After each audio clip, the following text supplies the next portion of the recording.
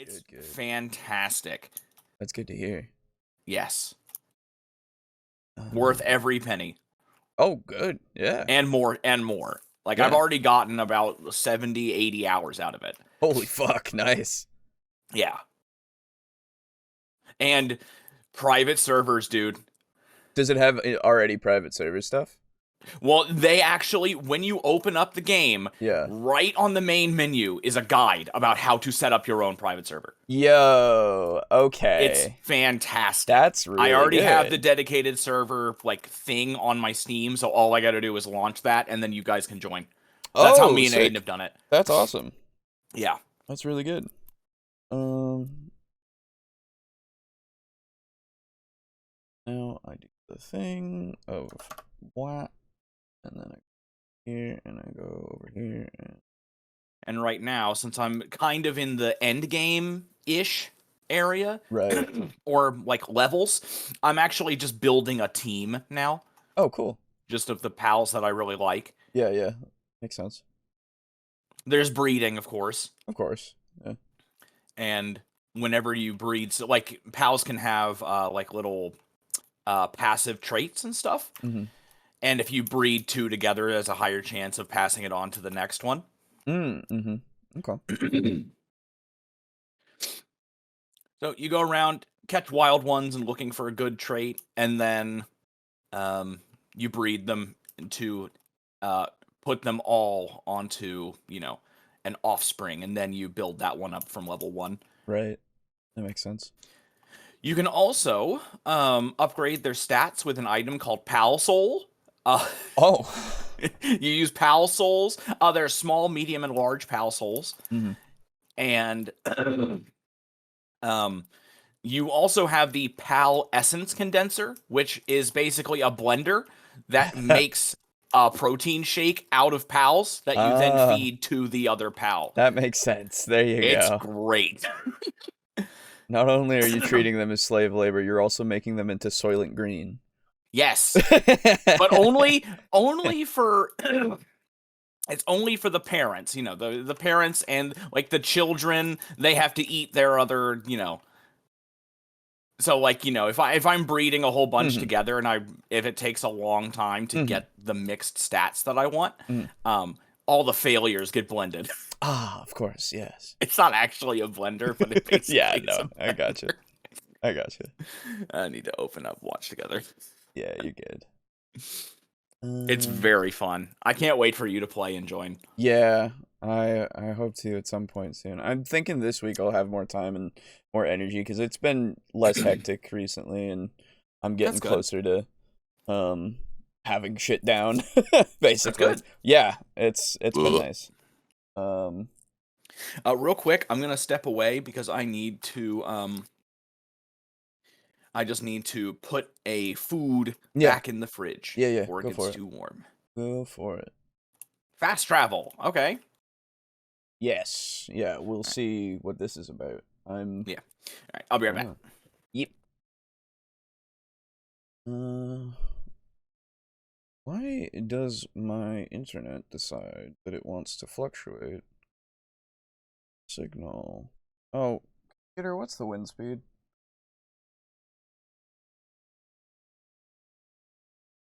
Oh, okay. So it's not the wind.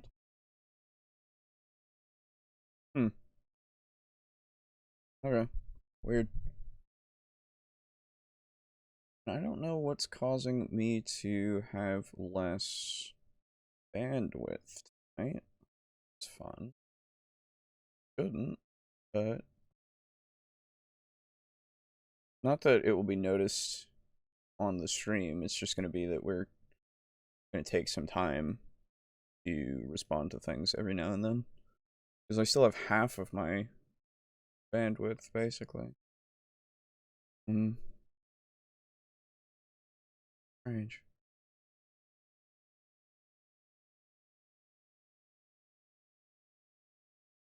See if I can find something in the background of something. Hello, Draco Kraken. How are you doing?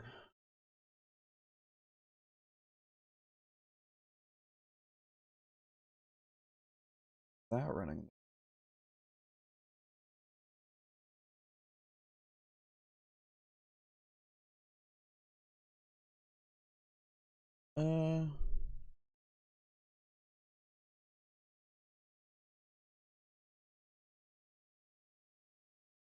Nothing is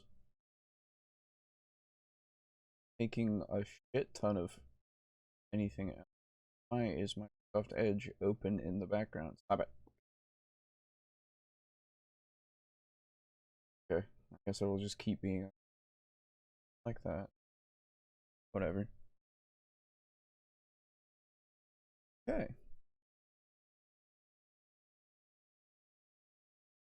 Let's see. Like, none of my stuff is working right. I don't understand. No, it's working. It's just not. Feels like it's not updating correctly or something. It's weird. Anyway, we will be back shortly. Stepped away to go put some food away. I am going to do a thing. Okay, welcome back. Thank you. Well, site can't be reached. Oh, cool. Ooh. Wait, what's going on? Hey, there's that thing. Trying to. Oh, maybe it's. Yeah, that's what it is. Oh shit! I didn't want to kill it. Damn it. That was a really rare one. Oh well. I don't actually really need him. I just wanted him because it's like, oh hey, he's rare. Yeah, I getcha. I am trying to see. One of the things that's really interesting is that there are obviously some really powerful pals in it in the game, and they're very rare, and you can only find them at like high levels in a very particular place. But if you don't want to have to do that, you can actually breed them by breeding two unrelated pals together. Oh, interesting. Yeah, it's very neat. Okay. So then there's like, it's like a 0% chance that you're gonna not find something. Yeah, like, pretty much. Yeah, that's nice. Yes. Well, today, welcome, by the way, hello out there, and welcome back to Table Talk, Discussion, and Discourse. I, as always, am your host, Alejo, aka Great95. I'm your second host tonight, and I'm playing the funny haha Pokemon slave labor game. That's right. Very fun. Yeah. What was it? Welcome to season 5. Oh my god, it's our 5th year starting. Crazy. Weird. Disgusting.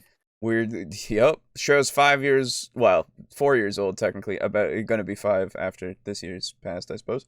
I don't know. Does it? No, it's like the first. Yeah, because when you have your birthday, you're, however many years old because you've existed for that long. So yeah. It would be that we're 5 years old now for the show. Yeah.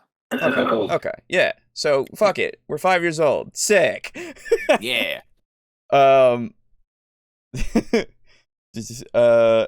It's okay, Boo. I'm playing the haha Monsters with Guns game. Yes. There you go. Dude, it's so fun. There you go. I tried, I don't know if you know of Enshrouded. Uh-huh. Yeah, I tried that. I've seen that is doing very well, and it looks very cool. It is pretty cool. Gliding is sick. Magic is pretty okay so far. I like the skill tree thing that it has. But I kind of wish that it had not just a single map, I guess. Like, it had stuff that you could do, like a procedural map or something, but I can understand. Yeah. It is early access, and it just, came out recently, so. Yeah. I mean, hell, they may release new maps in the future. I know the Ark did that. Yeah, exactly, right? But, Sorry to mention the game that should not be spoken of. No, it's fine to mention because you can laugh at it. But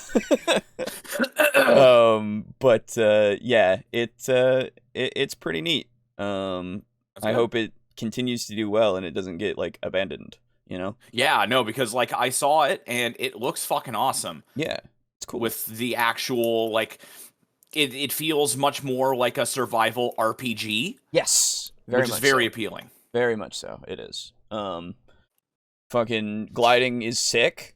It's just gliding. This has gliding too. Right, exact. Gliding will never not be sick to me. I really like gliding. One of the skills you can get in the tree for Enshrouded is you use 120 mana and you can get an updraft like once every flight. So you can extend your glide a little bit, which is nice. You can't really do like a dive into a climb, you know, which is unfortunate, but it's fine. It's still really cool to just dive into places. Yeah. So, yeah. Oh my god, how long are these? Okay, thank you. But what is it? I think that it also needs some cutscenes. I think that like it feels like a game that should have some things of like, oh, you found this thing, whoa, you know, because it looks good. It's got a big, you know, map and everything, and it's fun to do things all around. But like the grandiose feeling of, oh, I discovered something is not really there for me. Even when I go find like a secret chest and it's like, oh, look, this is a thing, and I'm like, oh, neat. And that's pretty much all there is to it. Yeah, exactly. Fucking, I fought one of the, like, or a boss fight, that was against this first thing that was down in, like, one of the, Eternity Wells, I think they're called. I don't know. And, it was kind of boring. Shame. Like, it was just like, it died. Oh, okay. Yeah. You know? Yeah, that's kind of the thing with survival games. They don't tend to have that kind of like dopamine of beating a boss. It kind of just, oh, the fight's over. Yeah, for that one, it's unfortunate. I mean, even in this, when you're fighting bosses, because they're also bosses. Right, of course. The fight's just over. Damn. Yeah. Like, I mean, I know. It's just, I feel like, you know, the thing that you gain from it is like destroying like a node or something that gives you a skill point basically, and it takes away the shroud in that area, right? I see. Which is fine. It just does it for that one little section though, and I don't know. I feel like I want more of a reward than just, oh, I beat it, you know. I guess your reward in that case is essentially the whole area, because now you can settle there safely. Well, so that's the other thing. You can settle later on once you've done some quests and stuff. You have to start in a certain area, and then you can make another one somewhere. Yeah. But yeah, I suppose it is. But the other thing is, I don't know. It's for that kind of thing, that like one area that I did, it would be a hassle to be there, like, and live in there, you know? It's just kind of like go down there, do the thing, get out of there. Why would you ever go back? You know? Yes. But it's overall it's good. Like overall it's a good game. I think it's fine. And I imagine it will be even more fun like once you have other people to play with. Survival games are kind of lonely when you're just playing alone. Sure. Yeah. Let's see.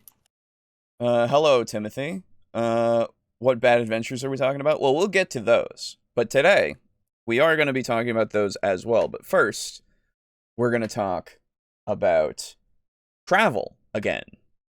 Travel is one of those constant things that always has hiccups whenever you're playing any kind of game, because it can be either something you just pass by with and it doesn't really do anything except to get you from point A to point B, or it can take forever, or it can be kind of enjoyable, you know? There's many variations.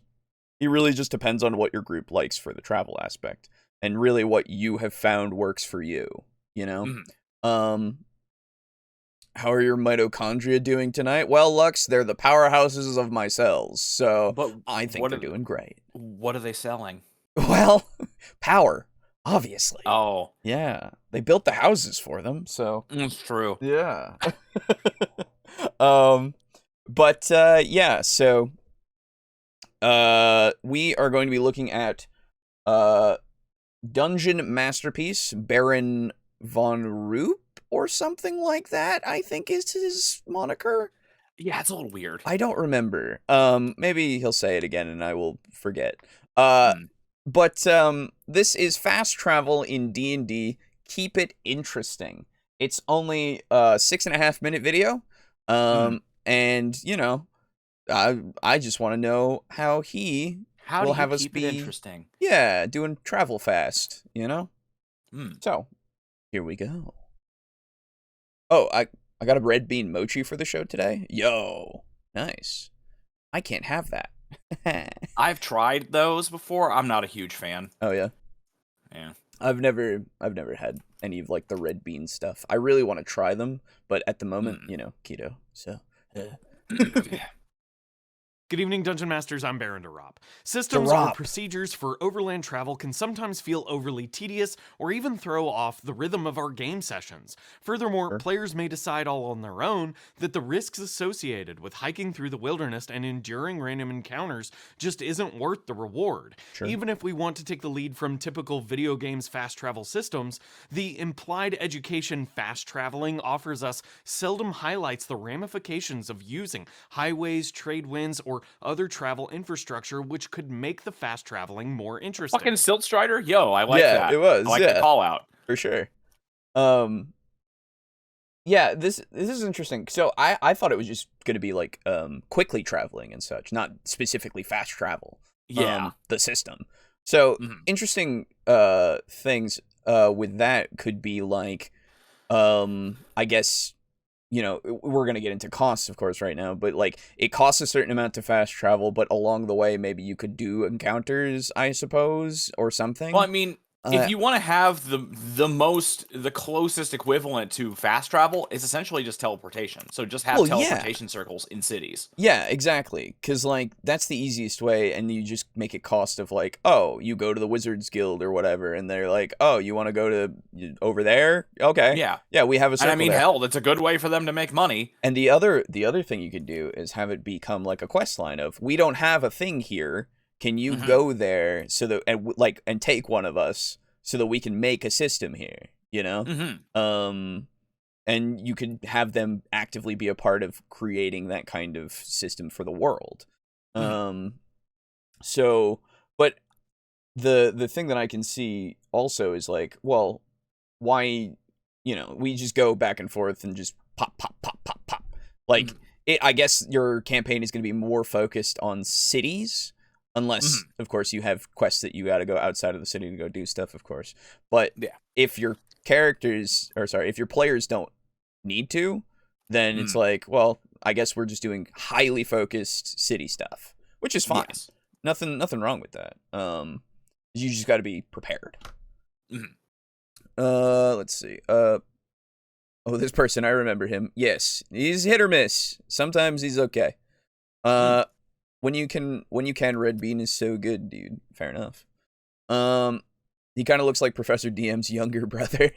A little bit, yeah. But he's significantly less bad from my recollection. Yes, I think you're right. It's kind of like Jeff Bezos' younger brother or older brother. I don't remember which one. I don't know. Good way to spend your party's excessive money they don't need in 5e. Yes, very much so. Incorporating ways to spend that is for sure a better thing to do in 5e. Yeah. A party who blazes their own trail through the wilderness will obviously be under threat from the denizens therein. Therefore, traveling this way forces the party to take physical security into their own hands. Owlbears, goblins, and exposure to the elements that was a are all cool-looking typical owlbear. examples of things the players might have to contend with out in the wilderness. But what about the patrolled roads that connect two towns together? Surely the players can avoid almost all these dangers if the highways are taken. Oddly enough, in our modern society, frontier crime is nearly non-existent, highway bandits are virtually unheard of, and discussing the risk of an owlbear attack will only get you laughed at by patrolling law enforcement. I was gonna say, something that I do like seeing a lot, and I should incorporate more in my stuff is, traveling on roads that are protected by the kingdom, you know, or whatever, whoever's in charge of the land, they have patrolling guards basically to secure the roads. It's something that like really actually says a lot, because if you have that in one area and not in another area, it really says a lot about the rulership, you know, like, oh, this king doesn't really care as much about this place as the other king does, you know. Why do people live under him? Is it because of fear more so, or why? Is he a bastard? Is he? Yeah, exactly. And like having those kinds of implications is another way to just have that world building just from having guards on the road, you know. So let's do that more, everybody. Do it. It's good. However, in a world where goblins, brigands, dire beasts, and perhaps even dragons are real and constant threats, paved roadways will be markedly more expensive to use. An organized baggage train on paved roads might cost as much as 250 gold per day. Caravan masters have to pay for tolls, mercenary guards, and fees for fresh horse exchanges, and stops at various inns and roadhouses along the way. Sure, the risk of experiencing dangerous random encounters might become dramatically reduced, but that reduction will be reflected in the price of transport. Alternatively, suppose a share of that 250 gold to travel as few as 25 miles a day is too expensive for your players to pay, especially if they're near a seaport. A ship's passage, according to the 5 ESRD, starts pegged at 5 silver a mile, meaning sailing at top speed for a full day would cost 300 gold and cover about 600 miles, assuming the destination is coastal and downwind. But these disparate traveling networks, trade winds, and highways, and their respective costs and benefits is where the geopolitics of traveling starts to rear its head. If goblins or bandits on the roadway are one problem, then thieves, pickpockets, and thugs on the docks are another. When combat breaks out, especially if your players are traveling on the road or disembarking from your port, you might need a quick battle map to run the encounter. And that's where this video sponsor Describe is here to help. Describe doesn't just offer a database containing thousands of colorful, well-crafted scenes or NPCs, but also provides detailed encounter maps like this airship hangar or this roadside camp, all laden with immersive detailed descriptions. I didn't even know this was a thing that Describe did. I thought it was just descriptions. Okay. Wow. I've learned a thing today. Describe is still good and better than I thought. Cool. Tools like these are great when you want to lighten your cognitive load, but keep your players engaged with interesting aspects of the game world. Check out Describe's link in the description below, and use the coupon code Baron when you sign up to get 10% off. Now back to the video. Coined by Austin School geopolitician Roger Baker, the 3 R's of pop geopolitical analysis are roots, resources, and relationships. The various methods of transportation characters might interact with coincidentally touch on all 3 of these aspects. Unfortunately, however, they're totally unconsidered when we simply fast travel from one location to the next. Organized people in different geographies must contend with the kinds of routes they can build and operate in order to transport tradable resources, as well as maintain relationships with nearby societies that have those resources. Yeah, this is the whole grander world building thing that you got to do if you want to get, you know, in depth of what does everybody have available? Who wants what? How are they going to get it? Are they going to be peaceful about it, or are they going to go to war about it, you know? The between each road are, do they even have roads? Do they have to forge their own path? You know, are they in the process of building these roads? So many things to consider if you want to get super detailed about it. And yeah, I can see fast travel. It just kind of fucking negates that entirely for a lot of things. In that case, like if we have our example of the Wizards Guild does the teleportation, do they pay a fee, or does everybody pay a fee to them in order to use that teleportation to get goods and everything through? You know, you would have to, right? It'd become that kind of toll or import-export tax, really. Which then makes the Wizards way more profitable, which is good for them, but maybe that's like not so good for the the people of the city or the kingdom itself, maybe they have a higher tax bracket that they have to now pay. You know, like you then have to think about that of like, oh, how do we keep them in line when they have the ability to make so much fucking money? Yeah. You know? And when they just have so much power. Exactly. Because, hell, if they get angry, they could just cut off the fucking travel. They just be like, no, you're not allowed. Fuck you. Yeah. So it's like, how do we balance an actual lord with, like, a lord who's not necessarily magical with fucking wizards saying, hey, wizard, do what I need you to do and pay me. When the wizard can go, all right, I'll just take my fucking portal over here. Fuck it. I'm not. Well, part I mean, of your I kingdom. think you would just need to essentially just set it up where it's more like a what's the spell that you have to inscribe on the ground and it takes place over like years? Teleportation circle, I believe. That you just make it one of those, so that way it's like, here you go, install one of these, and then you kind of can't. All you can do is restrict access to it. You can't like get rid of it. Well, so you could. I mean, if you destroyed it, right? But That's true.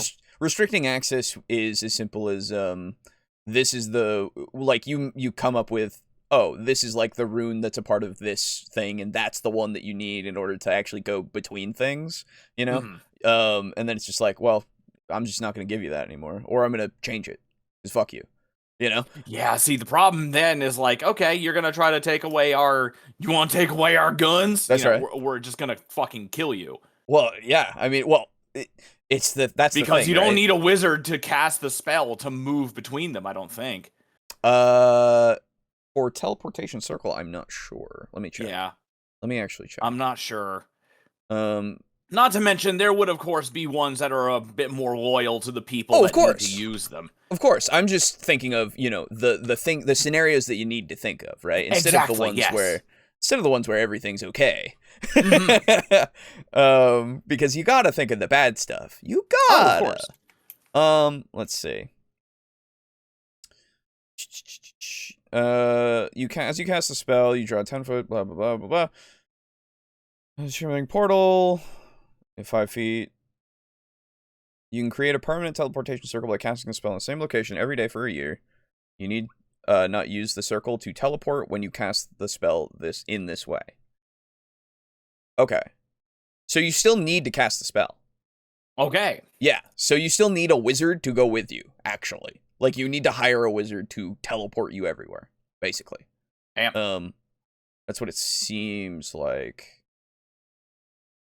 On your unique sigil sequence, a string of magic runes arranged in a particular pattern. You learn the sigil sequences for 2 destinations on the material plane determined by the GM. You learn additional sequences during your adventures. You commit a new sigil sequence to memory after studying it for 1 minute. Yeah. So in no way does it say, oh, you just have to. You can just do it. You can just do it if there's a circle. Yeah. But you have to cast the spell. Yes. So yeah, that's a way to super limit it of like, oh, you need to go somewhere? Well, I don't want to go anywhere. So cool. So basically wizards are flight attendants. Yeah, they're the pilots and the flight attendants and everything. They're just like, although I'm pretty sure they don't have to go with you. They can just stand outside the circle, cast the spell, and then poof, you're gone. Yeah, that might I think that's more what it is. Yeah, probably is how I would go for it for sure. Yeah. Because they're just like, fuck it. Yeah, because I mean, what happens when you run out of wizards and they've all gone to the other one? That's right. Yeah, that's fair. They've all gone to the next city over because everybody wanted to go over there for fucking, I don't know, sandwich day. Well, yeah, exactly. Well, hey, that's a good thing of like, oh, all the wizards have left for like a convention. No one can use. They're all in the anime convention. No one can use the fucking teleportation portals. God damn these fucking weebs. Yeah. Let's see. They've all gone to the anime convention in hell. In this. Woo! You can also travel with a caravan or even hire one on as a guard for a caravan. Oh, hire on as a guard for a caravan. Yes, for sure. That's another thing, for sure. But then you're more of a target, right? Because caravans are usually good to steal from. Yes. If I'd learned anything from War Tales, it's if I go after the caravan, I can steal all your shit and then sell it. But it's dangerous. If the troopers laugh at me for being attacked by an owlbear, I would be pissed. Fair. Never mind the wizards, it's the druids you should worry about. That's fair. I'm trying to do travel dynamics in my lore, but it's got a bunch of moving parts. My money guilds being totally wild and unchecked is part of that. Fair enough. Hello, Pizza Funk. I would be willing to bet that the Diablo supplement for 3.5 had town portal scrolls. Oh, probably. Everything that I would imagine they would just be like, oh yeah, fuck it, why not? Yeah. But yeah. In a nutshell, roads won't connect locations together unless those roads reflect interrelated economic and societal interests. Further, there may be political reasons roads don't exist at all, even where it seems obvious they should. The Soviet Union only allowed major highways to be built from each of their satellite capital cities into Moscow, and forbid those satellites from building complex highway systems among each other. Building infrastructure that would allow Soviet bloc satellites to develop strong economic connections, independent of Soviet authority, was perceived by the USSR as a threatening prospect. Right. Therefore, competing factions in our fantasy settings might have their own disparate and competing travel networks in order to keep their constituent subgroups interconnected or resist the influence of competition. Yeah, so you have like a guards that patrol these routes, and if they see somebody, they're like, hey, do you have the pass? Yes. You know? So it's like, oh shit, you know? But you look over at like 5-10 feet away, there's another road. Hey, do you have my pass? You know? Yeah. They're just you know, the worst. It's just the worst fucking world. It's fucking literally 1984, brother. Like fucking I can't even use my road without my road license. Oh god. You got a tele license? Exactly. But no, that's or it. in That's Monty Python, you got a cat license and a fish license. Yeah. Great. So, but no, I like that idea of just like, oh, you can't use this road unless you are approved, you know, because you are a part that of. Sounds like a fucking nightmare. Oh yeah, it would be. Isn't that sick? It really would limit travel for like parties because it's just like, oh fuck. Well, we need to go. I don't have my pass. Yeah, we needed to go here, and I forgot my fucking Easy Pass in the car. Shit. You know? I left it in my other trousers. Shit. Left it in my other armor. That means we have to go through the woods, man. Damn. Fuck. Gotta go all the way around. Wouldn't it be funny if it was like, oh man, you can't use this road. Step off like 10 feet. And just fucking smirk at the guards like, son of a bitch. That's they right. got us.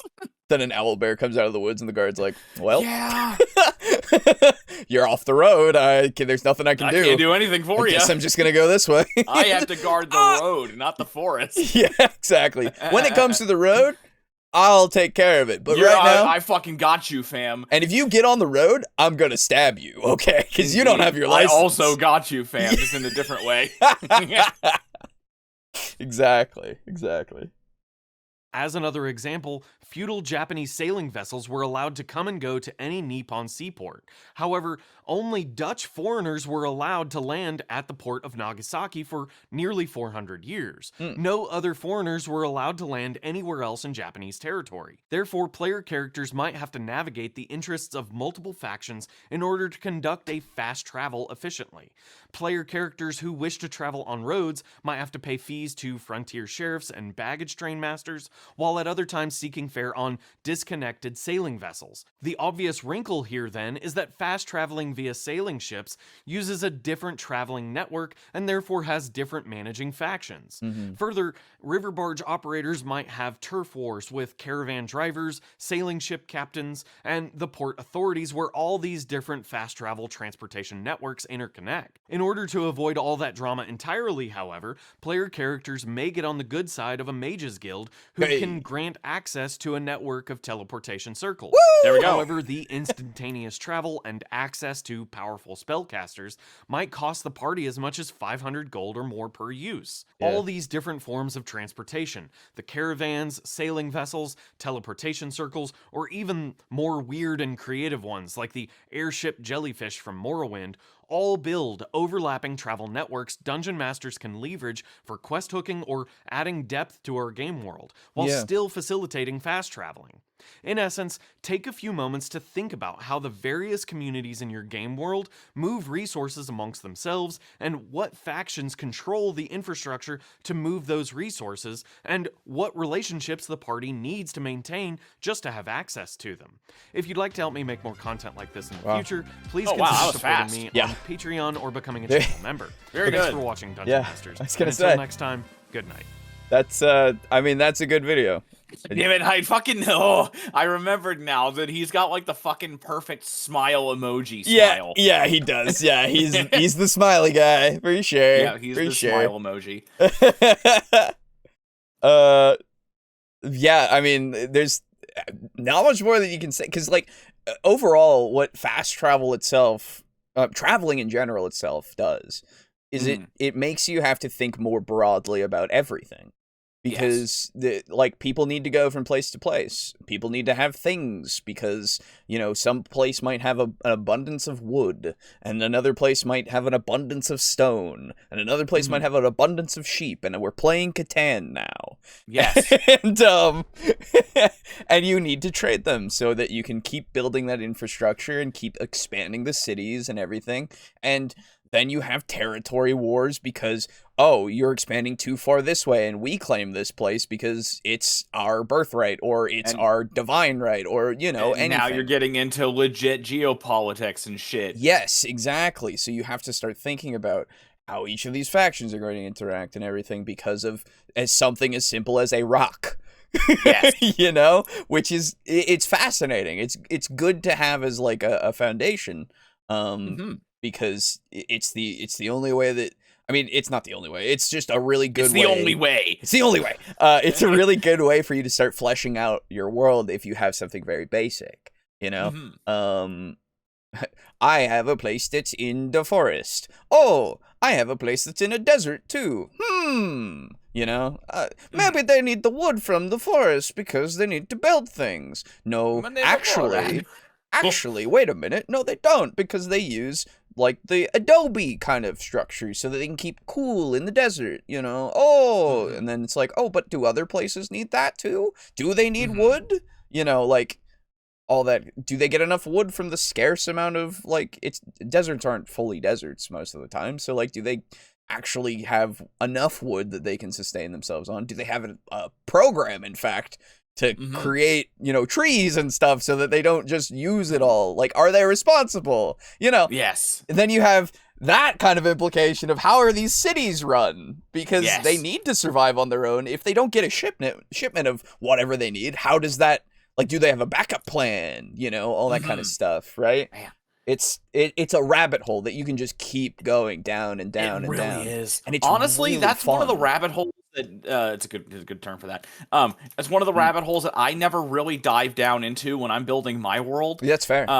Because man, there's so much to consider. Oh, because absolutely. You're like, the thing is, you know, you talk about world building and everybody kind of knows what that means, but sometimes they kind of forget what that entails. Oh, yeah. If you go that far, because what you're doing is literally reconstructing society as a whole. Yes, exactly. Which has taken thousands of years to develop. Yes. And now you're basically being like, you're effectively being asked to just recollect and redistribute that in your own world. Yes. Like piecemeal. Which is why, you know, having historical references is good so that you can, you know, base some things off of that so that you can have an idea, you know, because we have so much history that we can use, especially if you're basing it in a pseudo-medieval period, you know, you can kind of go, oh, what did they do for trade? What did they do for their roads? You know, and then you have to now think of, oh, there's also magic. Oh, there's also these other resources that you can get from creatures that didn't exist there, you know? Like, is that something that they hunt so that they can have something rarer of, like, a luxury good that they sell to people and other towns and such? Like, it's just, it's a very fun thought experiment to do.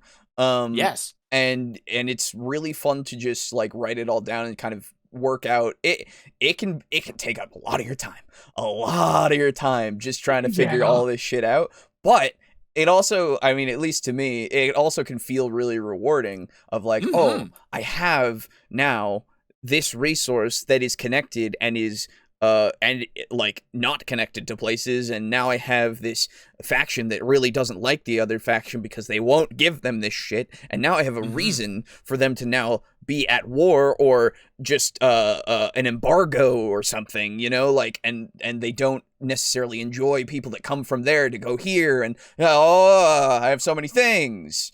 So you can also base so many quests and such on that of like, it just snowballs. It really does, and it's such a good way. Such a good and creative way. So, thank you, Baron. You did it. Yes, very good. Yeah, very good video to just get the gears turning of like, oh, this is literally just, instead of going on the road and you know, playing moment by moment, traveling from one place to another is such an implication. When you think about it, you know, how much does it cost? Why can you do that? You know, like, and then why do they allow it? It's just all this shit. Why does it cost that much? Yeah, absolutely. So yeah, happily recommend that video. Go fucking like it. Let's see. One idea I have is for Leroy to try and make the money guilds better using his trading experience as like a side plot. Yeah. There you go. Fair enough. The money guilds? Yes, he has money guilds in his world. Oh my god! So like, effectively like mints, where they're, you know, minting the money. Like that? Or, I don't think it's, or is like it people that. who like oversee like commerce and stuff. I think it's overseeing the commerce and such. I believe. Okay. You can correct me, Timothy, since you are the master of your world. Yes. It's a fun idea. Oh, you are adventurers with the Fiora Guild. Entry fee is 20 gold. Maybe you should sign up with the Vesk Guild instead. Yeah, absolutely. It's Vest Guild? Vesk. Oh, Vesk. Yes. I was about to say, a whole guild based on vests. Yeah, that's right. We wear vests, brother. Nobody else wears vests. Nice fucking vests. That's right. Yeah, so, yeah, it then also causes, like, the players to see, oh, is it more beneficial to side with this faction than this faction, you know? Like, do they have more of an extensive network? Do they have more resources? Are they going to pay us better? How do they treat their people, you know? Like, again, the rabbit hole just keeps going. It's great. It's really good. Not sure if he can pull it off, however. Yes, that's fair. Well, I mean, he can still try, you know? Even if he fails to do, like, a big thing, he could try and, like, efficiency or raise the efficiency of some places, you know. Druids could also be tearing up roads if the kingdom isn't negotiating with them like they should be. I don't think people think about how much chaos druids could cause. Yeah, that's true as well. Druids being fucking hippies. Yeah, absolutely. They're like the PETA of the fantasy world. That's right. That would be hilarious. There's so much that you can do with druids, considering they would absolutely more so be on the side of the natural world, right? Of like, you guys, so traipsing through the woods is dangerous and all, and I get that, but you are destroying the woods when you carve through and put down these roads. And like, it's not great. You're actually disturbing. We don't like that. You're disturbing. We decided. We don't like that. We decided. Yeah, there it is. You're destroying the territory of the owlbears, and now they're moving into this zone, and now they're fucking overhunting and destroying the population of deer in this zone. You know, like, you can have that. Those. And we eat those. We need those. If there's the, oh god, and then you can start having. We love venison. It's so good. Fucking shame the owlbears thought the same thing. Yeah. Exactly. So then you have, you know, the thing of, oh, now you have tensions between this druid cult and this city. and its leadership, and you also have an ecological disaster that's happening because of the implications of the economical stuff that's going on. Oh, So man. it's, again, I said it It's before. very good. I'll say it again. Rabbit hole. It's fucking massive, this thing. It's deep. It's deep. It's deep and dark. And fast. And you're never making it out. That's right. Let's see. Since my world has 50 plus kingdoms, that's a lot of money rules to clean up. Oversee the money, yes, and how much things should cost. There you go. Okay. So wouldn't that? I don't mean to. Yeah, you're fine. But wouldn't that technically be like a coalition of merchant guilds? Because that would mean that they're kind of all working together to ensure that prices remain competitive. So it's not so much a money guild as it is just a merchant coalition. Yeah, fair enough. Sorry, it's just the term got me. Yeah. No, you're good. You're good. Let's see. I don't mean to nitpick. No, I mean it's a valid criticism. You're good. I think any little tiny thing is fine. And if you don't want to change it, you don't change it. You're fine. Yeah, exactly. Let's see. Honestly, a guild based on expensive vests wouldn't be unrealistic. True. Very much so. Yeah. I mean, you have fucking real world guilds, effectively, about diamonds and gems. Yes. You know, De Beer Corporation and shit like that. Yeah, for sure. For example, bread may cost 3 copper at one place and 30 gold in another. Yeah, fair enough. I forgot how to spell that word. Oh yeah, you're good. Things being cheap in one place and expensive in another place is the basis of trade, and I'd also be playing a merchant at this point. Yeah. Oh yeah. Yes. Well, that's the thing. Having a merchant game is a great idea. Would be fucking awesome. It would be so much fun, for sure. If you have something that's extensive enough that can, like, that you have thought about all this shit for, and then the players want to be merchants, then it's like, oh, well, here you go. You know? Now, actually, now that we're mentioning that, because I kind of didn't think of this until now, if you look into Traveler, the space game, yes, there are defined rules for trading and supply and demand and finding sellers and shit like that. You might want to look into that because they have actual rules in that. Now, obviously, it's different from D&D, but just looking at those rules might help you come up with your own, like, actual defined rules for how to run a merchant style game. Absolutely. If that's something you wanted to do. Yeah, for sure. I've talked about it before. We've talked about it a couple of times, but I don't know how extensive it is. I haven't looked too deep into it because I only remember the merchant tables, but of the business encounters, excuse me. In 3.5, in the Dungeon Master's Guide 2, there is rules for running a business and having it be a business campaign. Of like, these are the things that can happen as random encounters for your business. Yes. And it's really fun and really cool. So I would super recommend looking into that as well. Because then it can give you some ideas of like what you would see in a day-to-day potentially. It's just fun to know that in 3.5 they were like, so what if the players like don't care to go and fight things and they wanted to start a tavern or like a shop, you know? And then it's like, and then the people who were making it at the time were just like, yeah, you know what? You son of a bitch, I'm in. Let's make some rules. I love making tables, brother. Fuck yeah, dude. So, furniture enthusiast. That's right. So yeah, super look into that as well. But it is what you said, no problem. Oh, for the coalition. Yeah.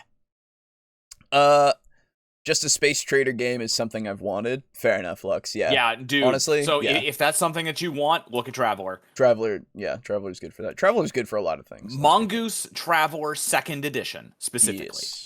Yes. Anyway, that was the first video, and man, it went by quick. We haven't even been going for an hour yet. Yeah. That's what happens when it's a good video, unfortunately. Don't But it worry. did- In the time it's taken to do that, I have been shooting many people and Pokemon. I Good. mean, not pals. Pokemon. Pals. Yeah, pals. Shooting and capturing many pals. Good. Yes. But yeah, it does. But I will say again, this video is very good for inspiring that creativity for sure. It is because once you start thinking about it, whew, yeah, it's just all downhill from there. oh yeah, and it's great. The IMO is so uniform because they don't want to be like the guilds. A magic potion costs the same everywhere. The IMO makes sure of it. Fair enough. Ah. Ow. Sorry, I'm moving. You could always play as a group of shrubbers, following in the wake of some knights that say the word knee. Yo. For a second, I was confused, and then I read more. Yeah. Very true. You could. You very much could. could. Okay. Well, since that was so short, let's just move on to the next video. Fuck Yeah. it. Why not? It's fucking season 5, everybody. We're not gonna stop at the midpoint. Fuck it. Let's go. Oh my god. At least this Midpoint, It's time. only been in like an hour. I know. At We need least to go this for time. another like 4. I know. Obviously. So I found a video. Ooh, okay. This is Yeah. fucking weird. Isn't it? So this is from Deficient Master. Mhm. Nice. Dungeon Master, Deficient Master. Very good. D&D adventures suck. This is Here's why. Yeah. Which is very interesting. I saw Curse of Strahd on there on the thumbnail, Ooh, and I okay, was so like, he's talking. huh. I imagine he's talking more so like maybe 5e stuff specifically. either or like modules specifically. Right, yeah, exactly. So at the moment, I have not read any of the modules in depth. I've read Curse of Strahd a little bit just to find out some stuff, and I have some reservations about it. I do. Just because maybe it is just because it's different from what I did with Expedition to Castle Ravenloft for 3.5. I don't know. I think the addition of having Mordenkainen just kind of be there is weird. Mordenkainen's there? Yeah, he's there, but there's a whole thing you have to do in order to even like have him be not insane. Oh. Yeah, he's like just a mountain man for a while unless you figure it out, which is kind of cool, you know? Yeah, I kind of like that. It's interesting. at least not like he's just there, you know? Yeah. He's just there, but also fucking insane, and you have to kind of help him if he's ever gonna help you. Because that already is like, I know this character. Yeah. Why is he here, and why is he, more importantly, why is he insane? Right, exactly.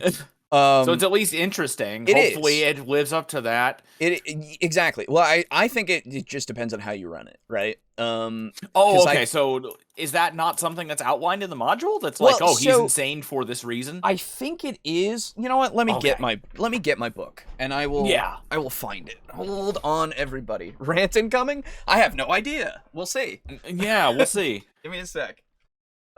Because this also, depending on the content of the video, it might also kind of apply to me, because I'm also writing a campaign that is meant to be, played in, however. Obviously, you don't have to play it exactly like it's written, but, if you do that, you're doing it wrong. But yeah, it's like D&D adventures are bad, so we'll have to see if it kind of extends to everything else, really. And just written adventures as a whole. Okay. I have returned. I have my book. Alright. Okay. I believe Mordenkainen was there in 2E version 2, I think. Oh, really? Oh. I don't remember him being there for Expedition, but then again, I don't know. I read that book pretty thoroughly, so... Anyway. So... I recall Mordenkainen is kind of like up in the mountains. So let me see if I can find where that is in Curse of Strahd. And spoilers for Curse of Strahd, sorry. I wasn't gonna play it. That's fair. Let's see. The Solenka Pass. It might be page 159. Okay. Oh, that was close. 159. 222. Baba Lasaga's hut. No, okay, it wasn't there. Oh goodness, this is gonna take me a minute. Uh, I know he's here somewhere. Where the fuck is he? The ruins. The Yester Hill? Might be. Might be. I will say, the thing that I always have enjoyed about Ravenloft and everything and what they've done with it is just how much it does feel like a closed open world, if that makes any sense. A closed open world? So yeah, like, kind of like an open world in that specific area? Yes, exactly. Because it's Barovia, yeah? Yes. Okay, yeah. I've heard it called Barovia, and then Seth Skarkowski usually calls it Baravia, and so that kind of got stuck in my head. So I'm like, I'm always unsure of which one it actually is. It's absolutely Barovia because there's no A. Yeah, it was just a mistake on his. Yeah. I got you. I don't know where he is. Fuck. Oh, there are maps that you can pull out of this book? Ooh. Oh, I didn't know that. I have never gone to the back of the book. Weird. These are handouts? Oh, in the back. Oh, look at all this. Wow. Neat. Some good stuff in here. Well, anyway, I'm pretty sure it does give you like the reasoning and stuff for you to know when you're running it and everything, right? And it tells you how the characters could, make him not crazy. Insane. And then it also is like, okay, so if you want him to be somebody that he can like be recruited, you can have them do stuff like this, or if you just want him to like help them but not go with them, you can do that too. I think it's pretty good in that respect of like, oh, this is like a powerful guy. Maybe you don't want to use him, Yeah. Because I like the option though of like, but if you want to, go for it. It's good. It's good. Let's see. I believe. All right. Although Strahd was a lot more powerful in 2e, so it makes more sense there. Fair enough. Considering that Strahd has his name on some spells in 2e. Oh. Wait, Strahd has his own spells? I guess so. Wow, I didn't know that. I knew Morin Caden did. Yes. If it sucks, make it your own and make Sugar Daddy's like pointy hat. Yeah. True. I'd say that guy's confusing Barovia with Morovia. Or Moravia, excuse me. Moravia. Ah. I don't know, maybe. Possibly. Anyway, so, I think Curse of Strahd, at least from what I've read, is fine. So I don't know why it would suck. So let's find out. So, what I was saying before you came back was I was wondering if this is going to be mostly just written adventures as a whole. Yeah, it might be. And in which case... And that, they just have to use Curse of Strahd because everybody, knows that campaign. Yeah, exactly. Well, so that's the thing as well. With Curse of Strahd, it is, at least from my understanding, unlike other modules, because, again, it is that more open world feel. Though, to be fair, I haven't looked into many of them, so maybe some of them are also that way. But if they are, then it's like, well, this is like a weirdly different module style than something like, what is it? No, actually, I'm thinking about it. The Waterdeep one is weirdly open. The one in Avernus is also weirdly open because of like the weird. Even in Avernus, it's open. Yeah, it's like got the weird Mad Max stuff, kind of. Wow, really? Yeah, that's cool. It's cool. It is cool. And like, yeah, I think it's pseudo open world for each of these, at least from what I remember. I don't remember one. Maybe the one that's Out of the Abyss, the one where you have to worry about Demogorgon, I think. I think that one was more linear, but then again, I'm not entirely sure. Somebody can correct me if I'm wrong. But yeah.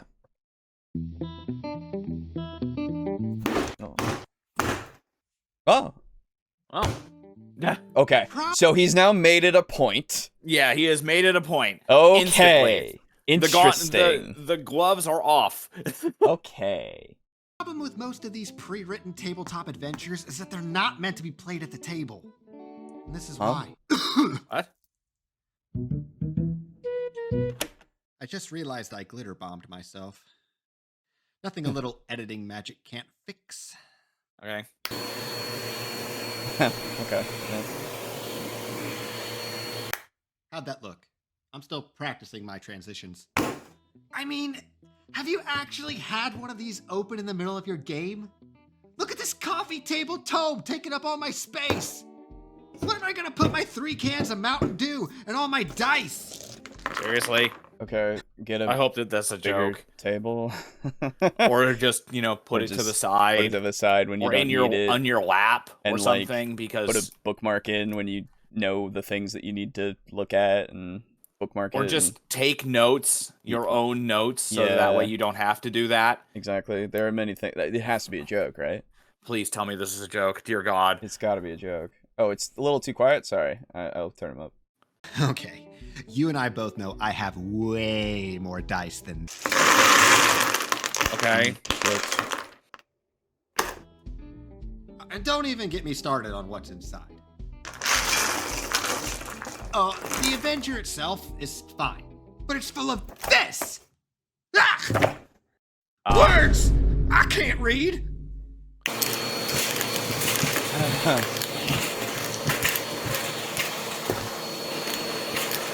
Is this a joke video? Is this like a...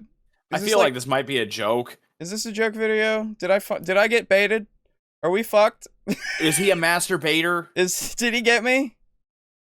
I don't know. We'll have to see. Yeah. We'll see how much vitriol he displays, really. Yeah. It has to be? I don't know. Nailed it. Look at all this text! How am I supposed to know what to tell my players at a moment's notice when they decide to go into room K37 instead of room K73? And why are we labeling rooms like it's Battleship? Wait, something's missing about this box. I gotta find out if this is a joke or not. Hold on. Let me go look at the actual fucking thing. Because that's just like, oh, okay, take notes, I guess. Yeah, I don't take know. notes and, are you really seriously trying to tell me that you are like, okay, we enter this room. What is it? And that is room, okay. And then you can't just open the book and just look through it. Are you seriously telling me your players are holding like a knife to your throat and are like, go as fast as you fucking can? Yeah, again, like... God, I hate this. Fucking put sticky notes if you want. Yeah. Like, Christ. I don't... Like, bookmarks are fine. Okay, and God forbid you look at the map and memorize the rooms. Right.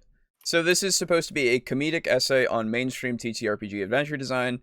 Not here to attack any single designer in particular. Corporations are going to corporate, apparently, is in the thing. So it is just full of jokes and humor, is what it is. Yeah. So but it's not very good humor. Well, yeah. But, so it is meant to be taken seriously to a degree, at least. Yeah. So it is criticism. So we're still fine here of like, so, okay. So here's the thing that I will agree with, at least. Some of these, some of the things of like having them labeled K9 and all that kind of stuff, especially for, the castle's fucking huge. Let me say, I think that, it's hard to navigate through the book if you are using just the book to navigate through, to find specific rooms at specific times and to kind of memorize where things are.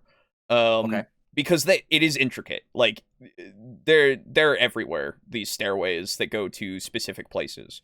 Now what I would do to mitigate that is to print off copies of the map to look at, and then annotate, in my little notes of this is the page number for this thing, it depends on what degree you want to do of like, okay, it's like K1 through K whatever for these pages, K whatever through whatever for these pages, or just you want to put K1 is on this page, K2 is on this page, you know, all that kind of stuff.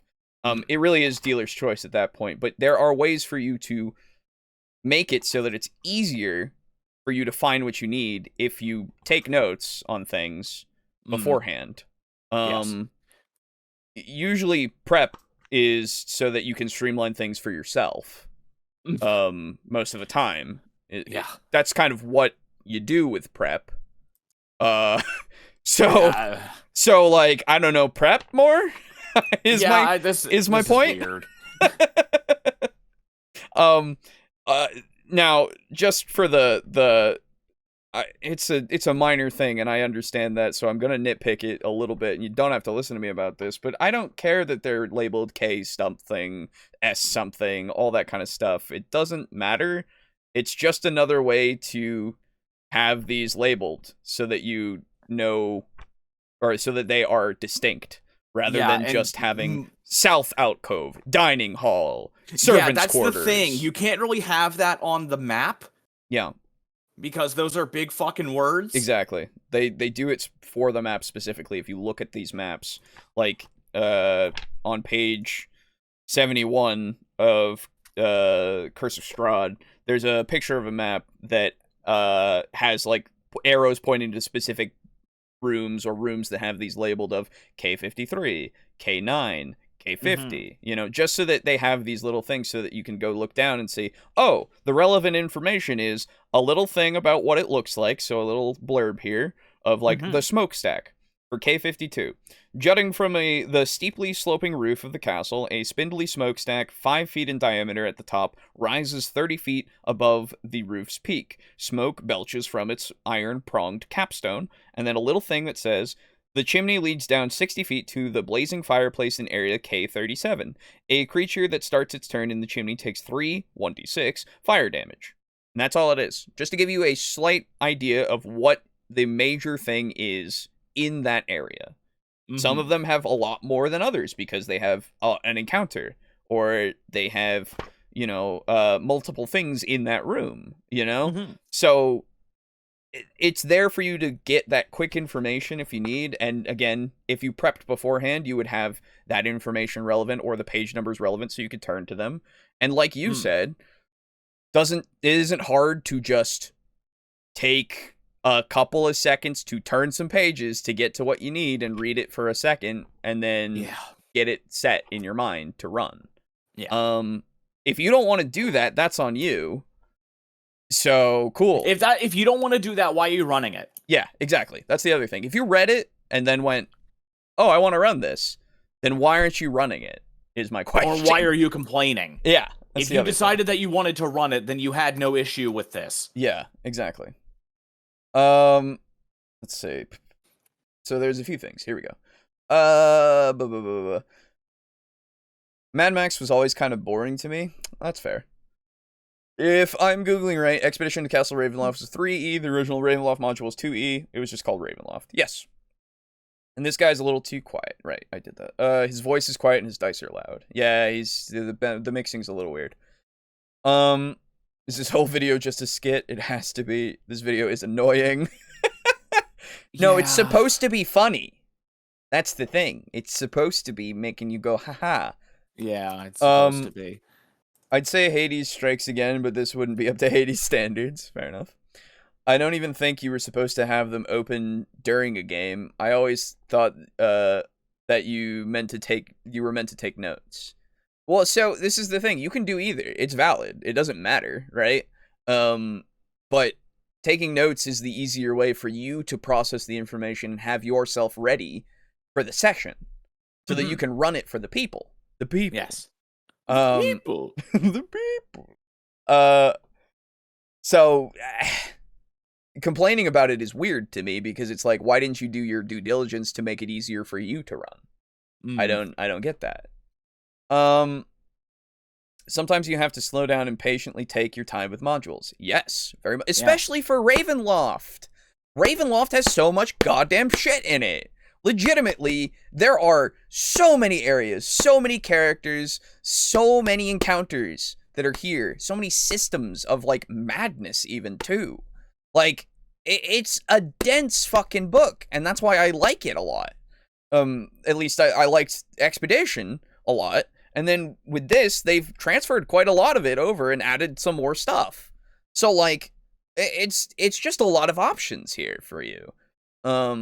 Plus the whole story of taking on one of the most powerful characters, at least in D&D lore, you know? So, it's a nice thing to have. And I Weird don't that know. Strahd is so powerful despite being essentially just a vampire, or is he like way different than just a regular vampire? So I think it's also because of the dark powers. I think they have also, like, because of his eternal torment of being here forever, you know? Yeah. They've made him That's fair. powerful. Mm. So, but I can't take this for real. This is just what a Nostalgia Critic D&D video would look like. Ugh. Ooh. Ouch. Yeah, you're right. Oh shit, the original Ravenloft was 1E. Oh. Okay. Cool. But Alejo, did you forget this man? He can't read. Sigh. That's right. I'm sorry. I forgot that he can't read. And it's supposed Despite to... the fact that he knows it's called Curse of Strahd. Yeah, well, and that he knows what K14 means. Yes. Don't worry about that. Yeah. I can't confirm the Mordenkainen being in the Barovia thing but there was a computer game called Strahd's Possession from the early 90s with a character heavily implied to be him in it. Oh, okay, cool. In fairness, vampires are pretty powerful, especially in 3.5. Yes, that's true. Yeah.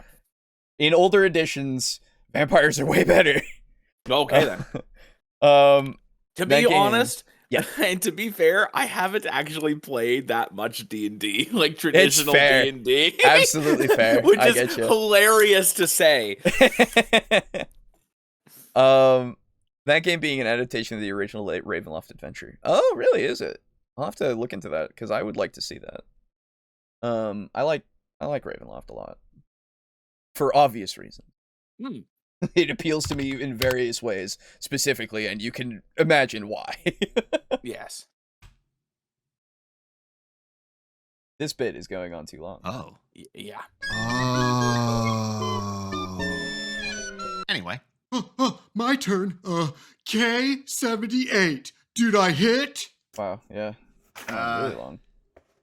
The room is 30 feet square, rising to a 20-foot tall flat ceiling. With a stone indentation fiercely. Okay, yeah, they have a long thing because it's a big room, and you gotta know a bunch of stuff about it. Like, come on, that's what this is for. It's to give your players the sense of what the room has and is.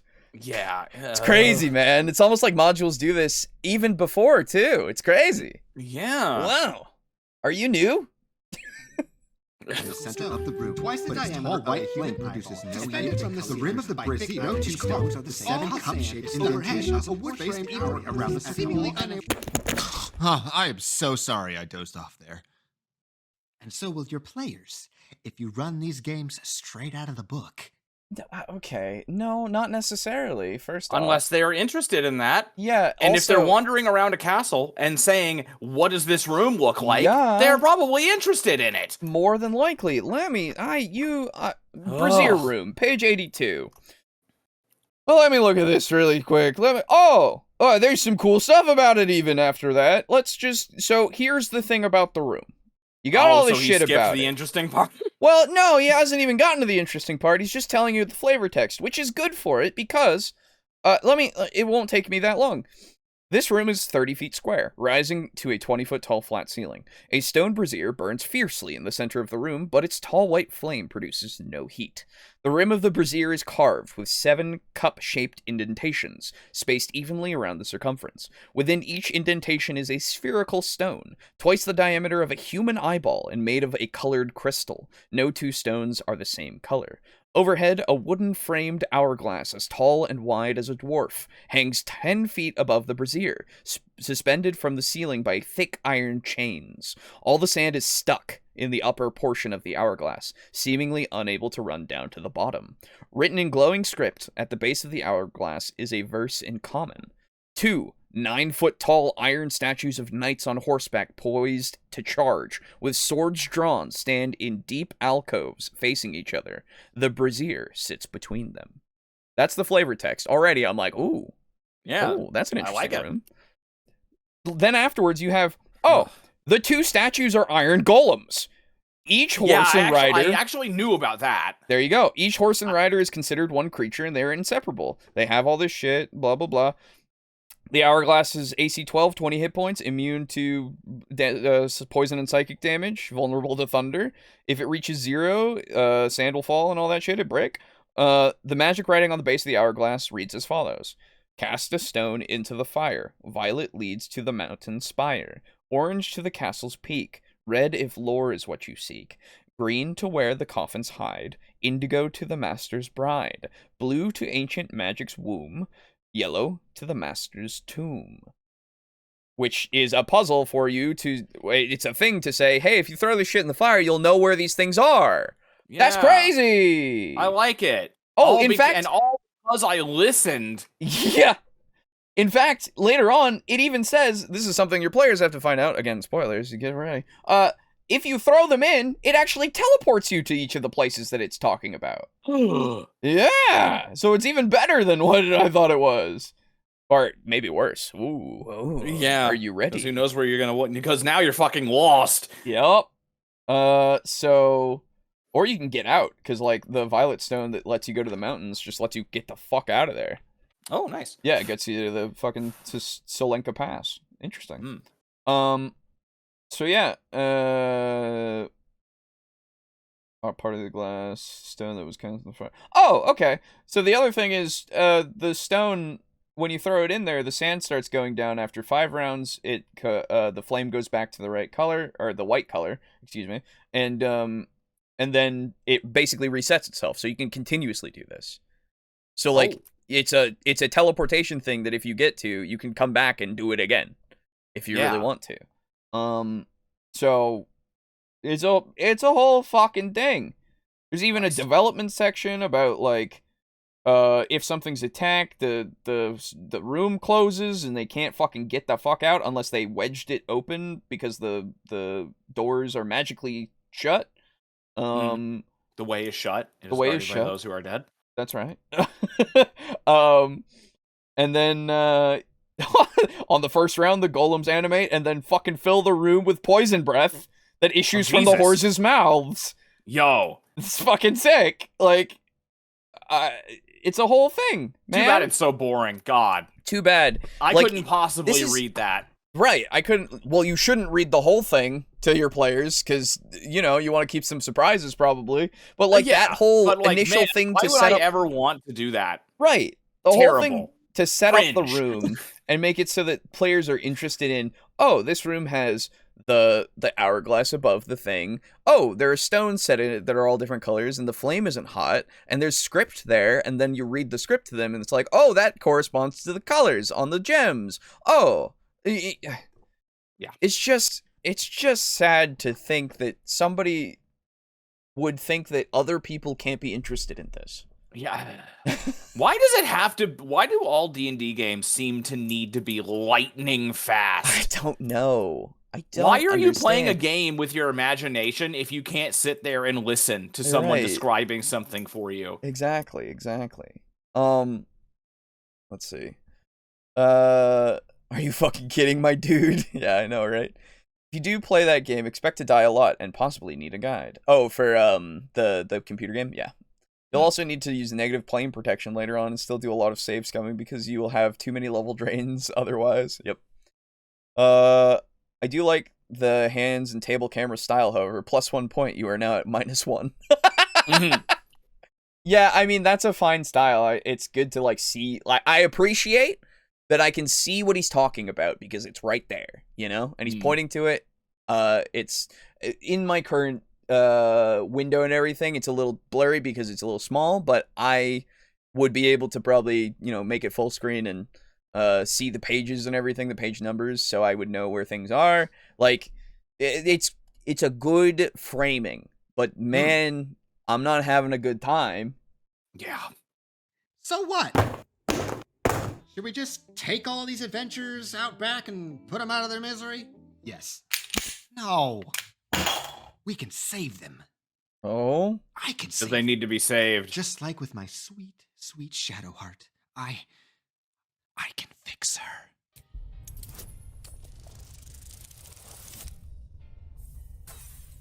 Man, this bit is going on way too long, too. Yep. One of the things about comedy is timing, my guy. Yeah. Holy shit. You'll need to do a lot more leg work before I commit to any hip work. Crap! Okay, we get it. Where were we? Yeah. Saving our games. The first mistake you might make is reading that text verbatim to the players. You're gonna have to read a bit ahead before each game. Oh, You're gonna have to crazy. prepare. Good. Oh, okay, good. So we're okay. Well, but that. So, what's the problem with the adventure when you have to prepare for it? What's the problem? I don't understand. That's how games go. How We'll is this? see. But wait! We need a method to this madness. One that allows us to run the ideas presented in these books with ease. Entire dungeons, towns, NPCs with personalities, all at a glance. All with a highlighter. Yeah, you can mark your. It's your property. Mark it however the fuck you want. That's fine.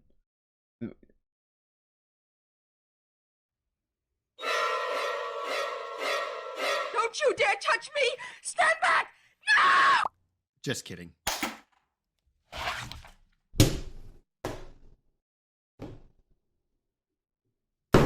What we're looking for is harder, better, faster, stronger. And by that, I mean just the information we need at a glance in as few words as possible. I found a shorthand method that does all of these things because I describe my world like a point-and-click computer game. Here's how I do it. First, let's pick a room. For this example, we'll use the bottom floor of Old Bone Grinder from Chapter 6 of Curse of Strahd. Thank It's you a for windmill where a witch's coven resides. This room alone takes up half a page in 411 words and has a lot going on for us to work with. All right. Wow, okay. What a revolutionary concept. 1, prepare before you run the game. 2, summarize things that are long. Wow! Yeah, this is where the whole. Crazy. So this one definitely is a comedy one, and it's not to be taken very seriously. But man, it's the problem that I have with it is that it's fucking annoying. Yeah. It's not endearing. You haven't made me even chuckle. I haven't even cracked a smirk at any of your jokes. Like, that is a big fucking problem if you're trying to make it comedic. yeah. And like, the other thing, again, I'm going to take it seriously because you are giving criticism. Fuck you. Like, yeah, I have to. That's just, like, if you are going to give criticism, then we're going to talk about it because you have given a criticism regardless of your humorous intent. It means nothing. It really doesn't mean anything, especially if it's still for criticism's sake. If I read this verbatim, it's fine. There's nothing wrong with reading it for verbatim because what they have written here is not poorly written. Yeah, it's good. It is informational, sure, but it is not without its atmosphere. It's there to establish that, okay? And if you want to establish it quicker, that's fine.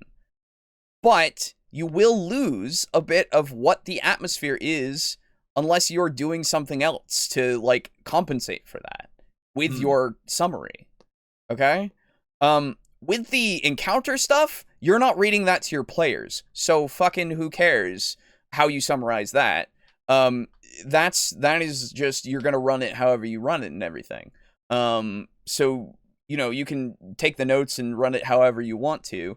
But with the descriptions, I think it's kind of important, at least personally, to read them as they are written, or in basically as it is written, giving that atmosphere with your reinterpretation, because you can totally do that too. But it's not a problem inherently because it is a long thing that you can read.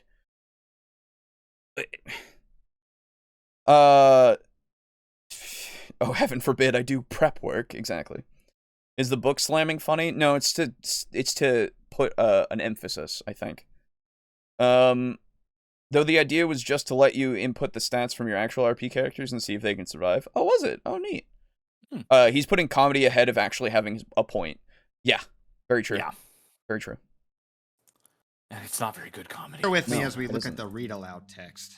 The ground floor has been converted into a makeshift kitchen, but the room is filthy. Baskets and old dishware are piled everywhere. Adding to the clutter is a peddler's cart, a chicken coop, a heavy wooden trunk, and a pretty wooden cabinet with flowers painted on its doors. In addition to the clucking of the chickens, you hear toads clucking. All right, time out. Huh. I never read aloud the read aloud text. Okay. When I read directly from the book, I start to see a glassy sheen in my player's eyes. Sure. Rather, use your own words to describe the scene. We'll put the room number down, 01, and we'll give it a better name. Ground floor doesn't convey any sort of image. But No, it does. It's the ground floor. Yeah. It is the one that is first on the ground of the Yeah. level of the building. My fucking What do you God. mean that it doesn't convey any sort of image? I know exactly where I am if you say ground floor. Man. What? Ugh. This is not good. That's so funny. Isn't that funny that his normal fucking talking and him just saying something stupid is what gets a laugh? filthy makeshift kitchen does. So let's label it that. That's fine. Below the room's name, I put down the size, shape, and general feel. Well, so my immediate thought is okay. So my immediate thought is, why is it not? Are you telling me that it is a filthy makeshift kitchen instead of it being the ground floor? Are you even telling me it's the ground floor, or are you just telling me you enter the room? First off, and does why that would- matter? Because so if that's the ground floor, and that's like, let's say for the sake of argument that like when I hear ground floor, I think like entrance room. Yeah, you same, know. same. So what? We walked through a big set of like fucking huge wooden double doors, and we're in a kitchen. Yes, that's exactly the first room. That's exactly what I was thinking as well. Because like the point of the text is to tell you that it has been converted Yes. into a makeshift kitchen, so you can then think, oh, this used to be like where This you used entered, to be like a big fucking entry hall. Yes. Why is it a kitchen? and now it's a kitchen, and it's dirty, so it's unkempt. Ooh, why? And if you tell me that it's a kitchen, how the fuck would they have gotten a cart into the kitchen? Right, exactly. That because this, when you omit these details, just because apparently your players can't fucking take 10 seconds to just listen to you read a description, Right. you're losing a lot of the detail, and now I'm having to ask more questions. I am more confused. Yes, exactly. And that is not what you want. Like, I'm fine with having clarifying questions, but if I'm having questions of utter confusion because I haven't done anything, then I have failed in Yes. describing what the scene is, and I need to try to describe it so that you understand what's going on. Mm-hmm. Which, like, that's a thing that happens all the time, which is fine, okay? But the way that they've put this out, I understand what's going on in this room. I do. It's there for me to see because I'm reading all of these words and telling them that. Now, if your players if they literally need Subway Surfers on the side of their video so that they can stay interested, then I guess I understand why you need to do this, okay? Fucking But my go guy, for it. get better players. No, it's not even that. It's just you need to accommodate for that. Fucking whatever, dude. I don't have to do that. That sucks for you. That just does. I'm sorry. It's true. Do whatever you need to do, I guess. Yeah. What's Sounds wrong with any of awful. this again? Nothing. Nothing. I'm fine with this as well, of like, change it. That's fine. You can do whatever you want with your note taking. Your results may vary. That's just the way that it works. But man, you can't just make the claim that this is broken and we need to fix it. That's what you have done with this. But It's they too always much. do. I know. That's too much to say. All of the D&D modules are broken. I don't do this, you shouldn't either. So let's fix it. It's like, oh, so all the people who literally just don't complain about it and run it just fine are, like, doing it wrong somehow? Oh, weird. Huh. How? I didn't know that. Huh. Strange. Now, again, I that's an appeal to, like, a popularity kind of thing, sure. But there's something to the fact of, like, if it is broken in such a way, why is it not seen more as that? You know? If you are going to make this argument, then make the argument convincing. Of the room in as few words as possible. This room is round, 20 feet in diameter, 8-foot ceilings. Now, we label all the senses. We see baskets and dishes piled everywhere. We hear chickens clucking, toads croaking. We smell baking pastries mixed with some horrendous stench. And if the players were to walk inside, they'll feel the crunch of the littered children bones on the floor. Very cool. That is our big picture. But what's inside that can be interacted with? Well, we have several things. So I just want to point out that all of those elements, when he's going to reword them, are probably going to be as much time as reading that whole section. Yeah. That's what I feel like is going to happen. Hello, Aiden. It is Wednesday, my dudes. It's Gosh, I haven't heard that in forever. Yeah. How you No doing? one ever Yeah, I has. know. My coworker dropped that on me this week, and I was like, "Is this like 2003?" Yeah. Yeah, exactly. Did he just like recently see that or something? I don't know. Well, we're on the second video because the first video only took like 40 minutes. Because it was What are we good. talking about tonight? Well, so right now we're talking about how D&D adventures are bad, apparently. And the argument so far is there's too much words to read. Because this person's players, and I love the example that you gave, this person's players must have fucking Subway surfers on Subway the side. surfers in the background to That's what function. it seems like. Yeah. Which I'm like, that sucks for you, I'm sorry, and you gotta accommodate however, so there's nothing I can do about that, but man, not everybody has that problem, so why is this broken? I don't understand. How would I put this? So, I just need some clarification Yes. because this is a take of all takes. Yes. Does he mean like official content? Like Yes, he official means modules? official modules, yes. In Yes. fact, Okay. he's using Curse of Strahd right now. Yes. This is Okay. Yes. He has said that they That are was going broken to be the. because of this.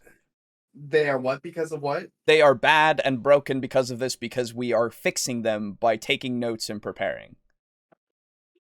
Oh, okay. Yeah. Which, it's like, yes, okay, prepare before you run a game. That's common sense. Let's do that. That sounds good. That solves your problem.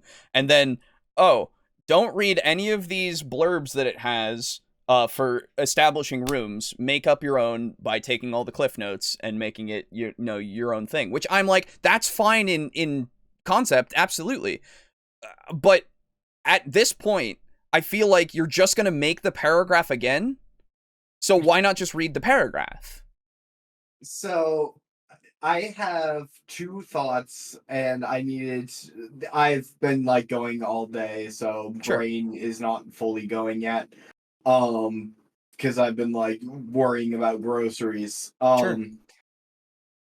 So I had to open up a notepad to organize my thoughts. Okay. Which I find really fitting. Because does he not know what notes are? Literally, the purpose of I feel bad the fact that I'm shitting on him without even hearing this guy's voice. However, well. going off of the knowledge that I have been given, books hold a lot of information. Yes. The reason you write notes, maybe it's been a while since he was in school, so I'll perhaps remind him. The reason you write notes is so that you can highlight important information. Oh. And squirrel it away in your brain for later. Exactly. Yes. because if you look through someone's notebook, it may, like, based on how they take notes, it may just be a garbled mess. Mm-hmm. But then when you look at the book that they base the notes off of, you go, "Oh, right. Mhm. Oh, yeah, they focused on this. Yes. That's interesting. Perhaps I should do that." Yes. So in, you know, pen and paper RPGs, Yes. there's a lot of information for DMs to remember, Yes. such as, like, you know, the entire world. Yeah, it's crazy. That. So when you have notes of, like, you can plan out an entire town, have names for every single NPC in that town, Mm-hmm. but then you really want to call attention to your blacksmith because it may have an important quest. Then you, as you're preparing for session as a DM, you're scanning through your notes about your town and your highlights, and then you see a little asterisk, and it's have players hear the sound of the blacksmith's hammer ringing as they walk into town. Sure. It- that's not a fix No. for your content. No, That's for your style. For your running. Just the DM going, "Oh, that's right. I need to make sure to highlight this character." Exactly. Yeah. That's the thing. This is You're the not basic. fixing anything. You're just being Exactly. stylistic about it. Exactly. Also, It's a reminder. Sorry, Alejo. It's just a reminder to you as DM to go like, "Hey, focus on this." yes. Yes. Storyteller. Yes. When you tell your story, Yes. your entire ass story. Yes. So Yeah. also, just for your information, this is a comedy video. Okay. This is a Okay. comedy essay, but it's criticizing still. So he's giving us jokes or skits and such as well that go on for too long. Yes. Okay. Well, I had thought it was like he was saying this with his whole chest. Oh, he is still. Just That's with the the comedy as well as an emphasis. And my second criticism is, and I focused on this with the pen and paper RPGs, Mm-hmm. but does he know what genre he's playing? I think so. So this is the thing. Again, his fix is literally prepare so far. His fix for running these games, I'm sorry, the adventures sucking because they have too many words is to prepare beforehand and make sure that you've taken notes for you to understand to run them easier. His initial thing was, we can't have it on the table. We can't have the thing on the table. It takes up too much space, which I think was mostly a joke. But at the same time, you can still do it because it's a valuable reference sheet. And if you take notes in certain ways, you might just be able to look at your notes, open the book to where you need to, and then get the thing you need. So Sure, you that can happen. yeah, there's many possibilities here, especially with the case of if I read the entire blurb about the thing, my players are not going to have their eyes glaze over. I'm pretty sure. Yeah. So I don't know why we've made that claim either. That's fun for everybody. I mean, hell, even when you were reading the description of the room, because he kind of, just kind of glossed over it to make he layered himself so that you can't anti-joke. fucking hear it. But yeah. Yeah, and even just hearing the room description, I was like, ooh, that's interesting. Yeah. I mean, it's just one of those things where you might be interested, you might not, which is why I made the comment about his table. Because, if they don't find it interesting, that's on them, that's fine. But, I don't know what to do. Why are you playing? That's my thing. Well, no, let's be fair. You can play anything you want to, whatever. It's fine. Oh, I know, but, why are you playing a tabletop RPG where things have to be described to you if you can't handle things being described to you? Wow. That's what I mean. The It's social like aspect, I guess, more having. so. I mean, people interact with art forms in different ways. Yeah, exactly. I guess so. I guess to me it just seems weird. It's kind of like playing a D&D game when you have a crippling fear of dice. It's like, why? I guess. But yeah, so it's one of those things where it's just like, if you're gonna propose fixes in a comedic way, that's fine. Just propose an actual fix. Don't tell me things that literally everyone does. Because that's not fixing anything, and I don't see what's broken yet. You haven't told me anything. And I saw Lux say, also, he's going to say modules are bad. I wish he would talk about how to write them better instead of just how to run them. Yeah. That would be an actual, like criticism that he could go into and explain. Dare I say a fix? Yes, indeed, it would be. If this video is succeeding at one thing, it's making me want to play Ravenloft. Fair. Timothy says, hi, Aiden. Hello. There you go. Would it be okay to rewind and show Aiden the stupid start? No, I don't want to go back. I don't want to go through that again. It's just channel awesome D&D video, Aiden, is what Timothy says. Okay. Which is pretty accurate. Yeah. A peddler's cart, a chicken coop, a heavy wooden trunk, a pretty wooden cabinet, and an open barrel in the room's center. We'll also want to know if there's any exits from this room. Note them at the end of your list.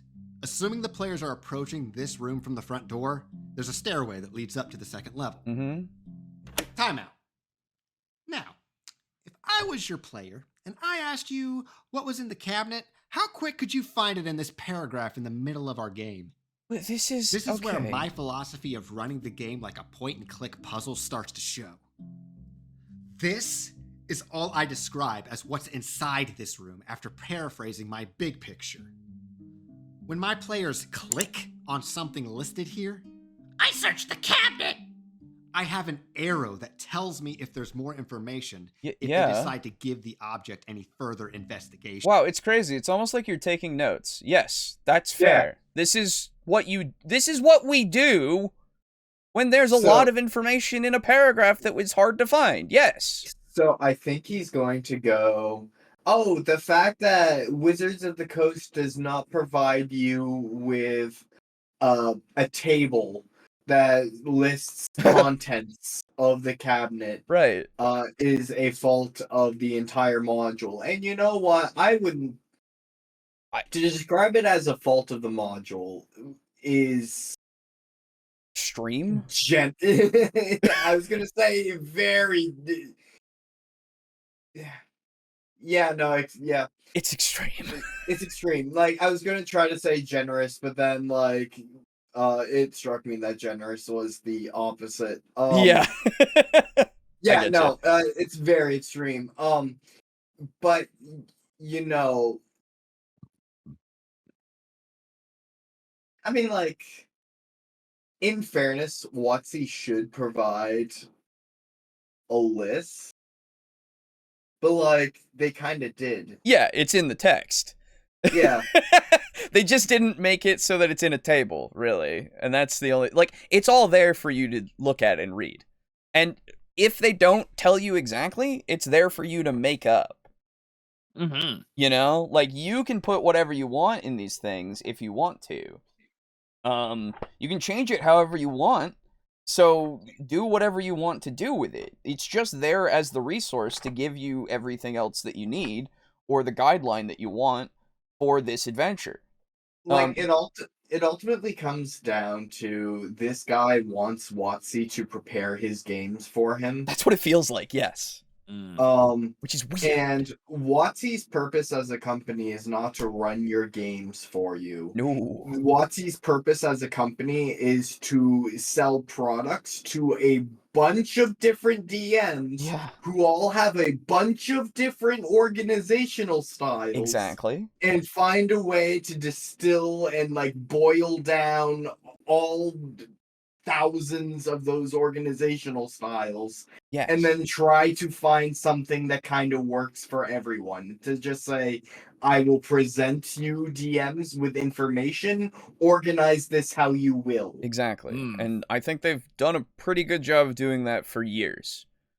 Because if this was a problem, as I said before, more people would be complaining about it. Exactly. So why are we saying that there needs to be a fix? This is really not a problem of WotC. This is a problem of just this one DM Yes. absolutely refusing to do his portion of the legwork that is his responsibility. It's an end user issue. That's it. That's it.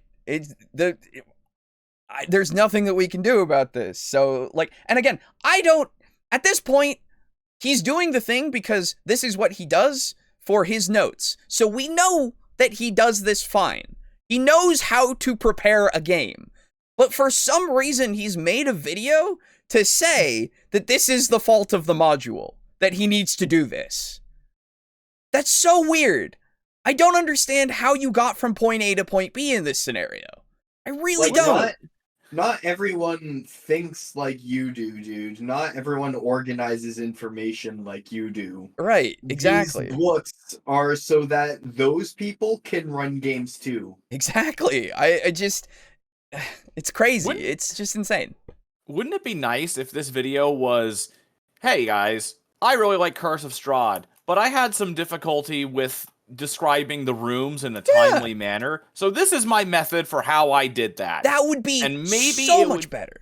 Maybe it could help you. Wouldn't that be nice? Yes! My fucking god. And that wouldn't even be a fix. That would just be a strat for how to approach situations. Exactly. That would just help people. But no, you gotta make it. You gotta do shit. You gotta do comedy. the clickbait.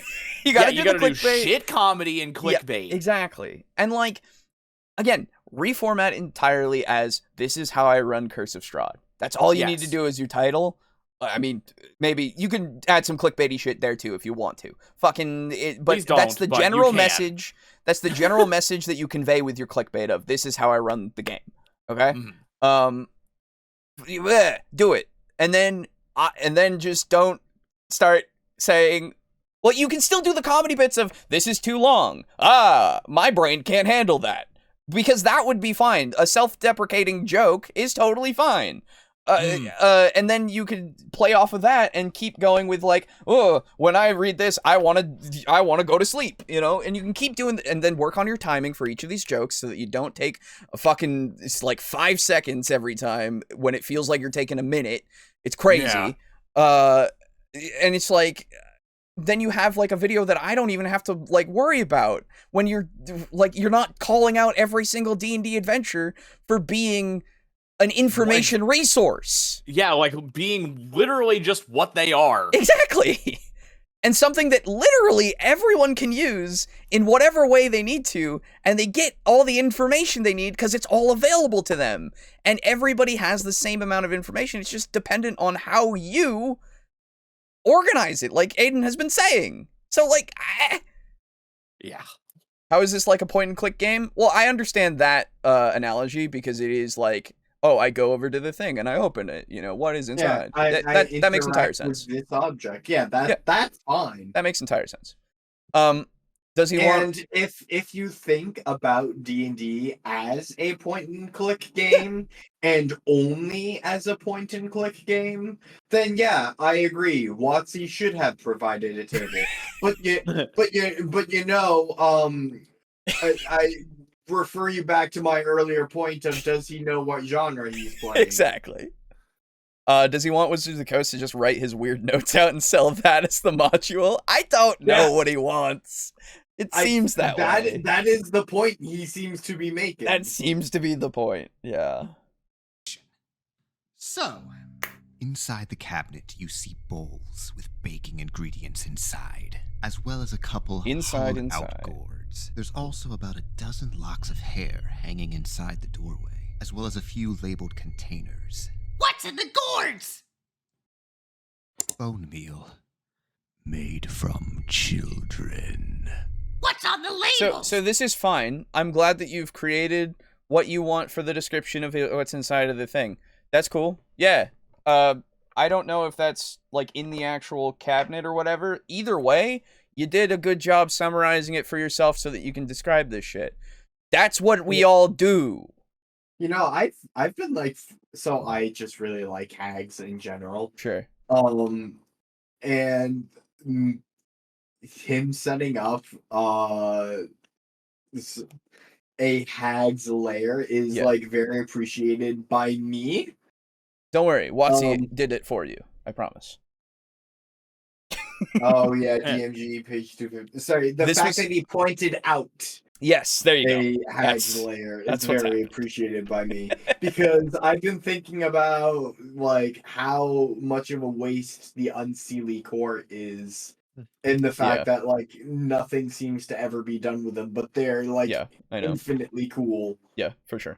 The Fae in general, there's not a lot that's done with them in a lot of D&D stuff, it seems, which is weird to me. Yeah, because that would take expanding on a whole other plane of existence, and they just don't feel like doing it. Which, I mean, they've done before in the past, so I don't know. I mean, whatever, it's fine. Yeah. Let me tell you that, yeah, all of this stuff is literally in this paragraph. Morgantha's cabinet contains bowls full of herbs and baking ingredients, flour, sugar, so, like, it's all here, so yeah. Wow, crazy. You wrote them down. Nice. Oh my god. That's good. You fixed D&D. There are 3 containers. We did it, guys. First says youth, We fixed second, D&D. laughter, and third, mother's milk. What do they look like? Youth has a golden syrupy texture, while laughter looks like a reddish tea, and mother's milk has a green milky consistency. I drink the mommy milk! You just drank pale tincture poison. Wait. What does that do, bro? Well, if I just used the book, I'd have to grab my DM guide to look up what it does. But I can put either a page number to look it up later, or a shorthand version of it in parentheses on my notes. Oh my god. Yeah, that's... fucking way. Guys, I can write notes. I'm sorry. Yes, so here's the thing. They could have, I'll give you this, they could have put the description of what it does into the text itself, added a few more pages and all that stuff if they really had wanted to and spent the money on it. You know, that is something they could have done in the process of making this book for every single page, for every encounter and all of that. That's fine as a thing that they could have done. I don't think personally it's a problem that they have referred back to previous material that already has the information in it that is a prerequisite a lot of the time for you to look up what this thing is. Now, I do have the slight feeling of you should have it in the book anyway, because I don't want to have to pull out a whole different book in order to get something, right? That's a little annoying to me, but that's an annoyance, not a problem. Yes. You know? It's just, it is, but again, as you are the one who is running the game because you have this book and are looking for those notes, you are going to take the notes, more than likely, to run the game. So, and again, this is something we've all kind of figured out how to do just from playing this game together, really. And trying to streamline it to a point that we don't have to literally open the book, flip, open the book, flip, you know, every single time. Just because that does take a little bit of time. And sometimes we know how to do it faster by just giving a note. That's fine. That's the thing. Or you might prefer flip, because pages are fun. I don't know. Run the game however you fucking want to. It's not a problem that it can be run however you want to with the information that's there. It just isn't. There's no problems here. The only problem is that you need to take the time. No, there is a problem. Okay. Alejo. Yeah. The problem is he needs content that he can shove into a algorithm friendly format. Yeah, you're right. Yeah, I know. Oh, I love Pretty content brain. It's great. Let's see. So it's just making a table of contents and point and click thing sounded weird to me. Yes, and that's fair. I see nothing different here from the book besides a click sound effect. Yeah. Yes. Just have notes is all I'm hearing. The mommy milk would be a joke I would make. Fair enough. It's a joke. we note the Certainly remaining is. objects in this room using arrows, we would get something like this. Wow. That's 58% less words than the original. And it's easier on the eye. Less is better. Just in general. Yes. I think the biggest improvement you've the biggest improvement you've made with all this is bolding the entries, and that's Yes. it. That's helpful. That's helpful for finding things that you need to find, for sure. So Because it's like even Lutsy did that. Look at Yeah, areas. I was of the gonna say window. there are bolds in there too. So for fuck's sake, it's one of those, and they do it for important sections. Like later on page 150, there's a section for the tethering posts that literally says something about chaotic neutral mongrel folk, and mongrel folk is bolded, see Appendix D.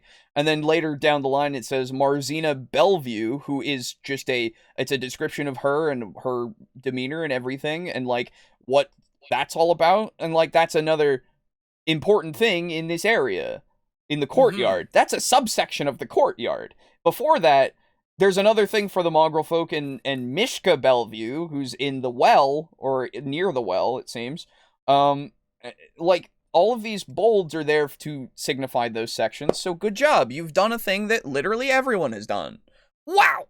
Like, yeah.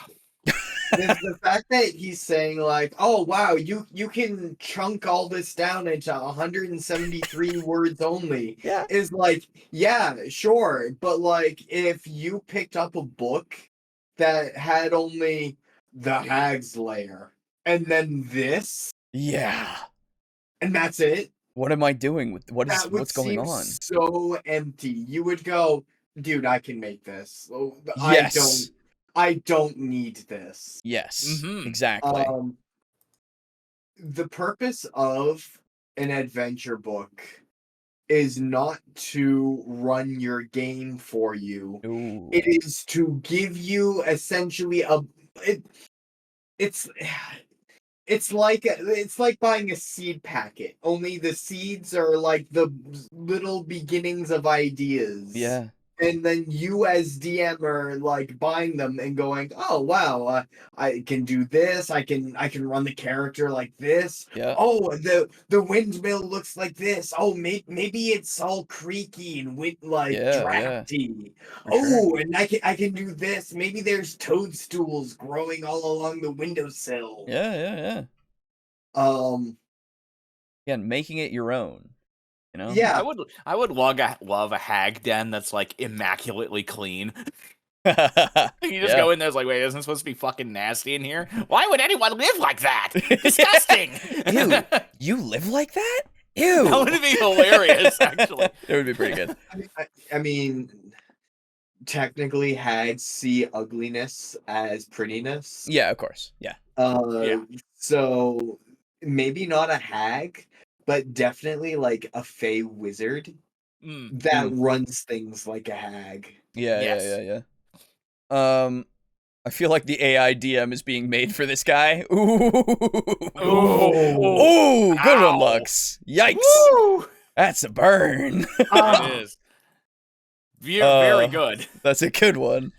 Less is not better for everyone. Yes, very true. Yes. I appreciate the text that they have here because I can read it out verbatim and it's fun. I don't know. I like all about it. flavor. Yeah, and if they give me a bunch that I can go for and then I can add more onto it, woo! There we go. Like, we're cooking. We're cooking, boys. Get me in that kitchen. Guys, I've been using this method for years now, but find a style that works. You've been writing notes for years?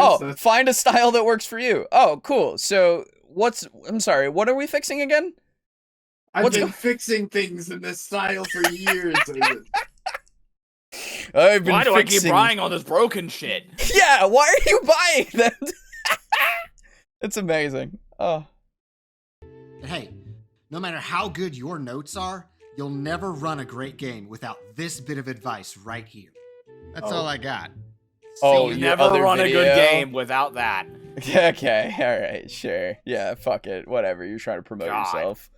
Whatever. I'm not gonna take that one seriously, because fucking, that's crazy. That doesn't... No. Amazing. Wow, what a video. You know, That was 8.5 minutes of torture. Go on. you know, I was going to point to Curse of Strahd Yeah. as an example of a good module. I know, right? It is a good module. Why would you do that? It's broken. Apparently, though, it has too many words, brother. Yeah. There's so many. Like, I'm Awful. looking at it at my copy right now. There's what? Let me get. It's broken. I have to fix it by doing this process that looks exactly like taking notes. Yeah. Before any of the appendices, let's see. Oh gosh. No, I'll include those appendices because they're not the handout appendices. Okay. 241 pages. No, more than that. Oh my god, sorry. 244 pages of just words, man, and pictures, man. Hate them. There's too many. I can't take notes like this. I can't read this. This is crazy. And if I do read this, my players will fall asleep because they can't handle things being described to them. For more than like a second. It's crazy. I will not man. stop harping on that. I'm sorry. That's fine. I can't help it. It's crazy. Okay, that video is not all that great. I agree. Yes. And that's the one we end off on tonight. I was Wait, really? Yeah, legitimately. I Oh. only had the two. No, I mean like we're done. Well, I'm gonna read comments and stuff, but yeah. Oh, That's okay. that's That it. was so fast. I know, right? 2 hours. That's what happens, Yeah. man. Holy That's what shit. happens. They're both tiny videos, and that second one took a lot more time than the first one. Yeah. A lot more to say about that. But yeah, let's read some comments, everybody. Excitement. So we got a few that have come from the back of last week that I didn't read. These are all going to be the final comments from season 4. Oh, woo! Because this is the start of season 5. Don't forget. Yep. Does it feel that way? Yeah. No. Feels no different. That's right. That's what seasons do. Sometimes. Anyway. Okay. So. Let's see. I believe, all of these. Okay. So, first off, from Garabay's 10 DM bullet points, the final reading. Timothy says, "Hello, bros. Guy did a great job in this episode. That's pretty much it. Still working on lore. Maybe next week. Have a nice day." Thank you. I hope you had a nice week. Wait, what? Oh, wait. Isn't that a Garibay complaint? Didn't he say he preferred length for a TTRPG book is like 100 pages or something? Oh, yeah. He was complaining on length. That's true. Man. Crazy. Don't worry. You still got Lux comments to read. Yeah, we're going to be here for another 45 minutes for sure. Yeah. Rico on that same video says, 2.25 years of Garibay insanity finally completed. Truly, this is an end of an era. Yes. Took us 3 years to fucking get through 10 bullet points. Oof. Amazing. And then on session 0 of Devils and Dice from Tricky Lion 47. I think I showed you this, Boo. Oh, yes, you yeah. did. I forgot to respond. You're good. Hi, Prince Boo 21. Just wanted to say thank you for introducing me to Monster Hunter Tri all those years ago. I hope the new Monster Hunter Wilds trailer gave you the same joy it gave me and more. So nice. So wholesome. Yep. I am so happy that there was no sign of Spiribirds. Yeah. Yeah. Because fuck them. God. And then Rico on our last cassette. Isn't that fun how they're mandatory? Oh. Yeah, right. Isn't it great that we've basically negated the usefulness of ancient potions? Mm-hmm. I wish that they would bring back the hot and cold drinks and just like have them used as what they were before, you know? I want to be limited by my items that I need to take because I need to prep, you know? Yes. It's fun to manage, you know? Yes. Yeah. It's no fun when it's just like handed to you. Half the fun of an RPG for me is literally prepping for the adventure. Yeah, for sure. Like, sometimes I just want to play not D&D, but an Excel spreadsheet. Yeah, exactly.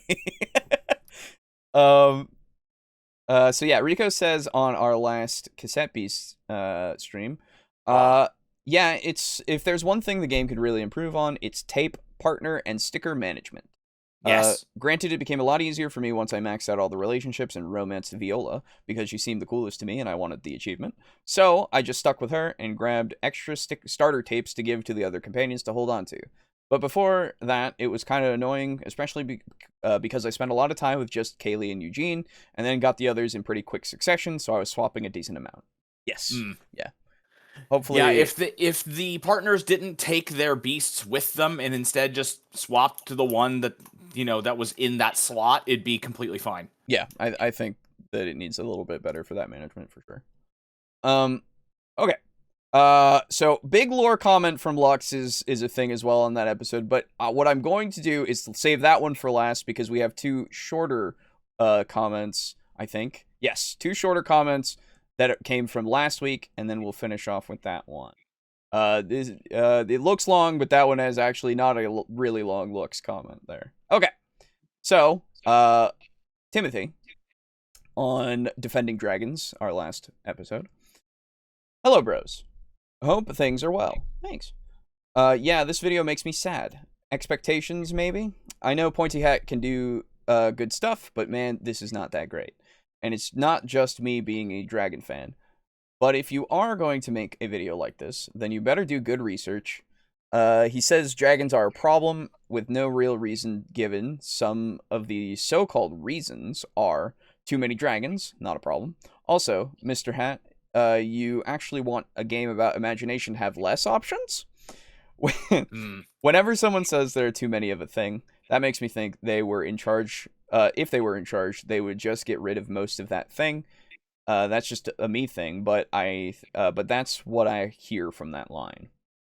The books of D&D are mostly guidelines. If you don't like something in those guidelines, that's fine. But he just came off as bitter, like some dragon fans got on his case, which sucks, and I feel for him. But making a video is not always a good way to vent. Yeah. Reason 2, dragons are just meat sponges and nothing else, which is not a universal thing. You can do so many things with dragons. And I know he knows this because he knows metallic dragons are there, but he just blows past those parts of the topic, while you can make any dragon type for any scenario. Metallic dragons are made to better fit into role-playing and storytelling, and since it's just a footnote in the video, he just wanted to make jokes and say dragons suck, instead of making an argument why dragons are a problem. If you wanted to do that, then make a skit instead of a video essay. Well, those are my thoughts. I guess I needed to vent a bit myself, but it makes me feel better to add a video for all of us to have fun with. Fun is relative here. After saying all I did... Fun for you! After saying all I did, I do still enjoy Pointy Hat and wish him the best. Oh yeah, he still does good stuff sometimes. Best lore updates, lore updates, still working on it. Maybe something will show up at some point. P.S. Thank you, Pointy Hat, for giving me the idea for Sugar Mommy, Mama Dragon, and Sugar Daddy Dragons. Have a nice day. Thanks.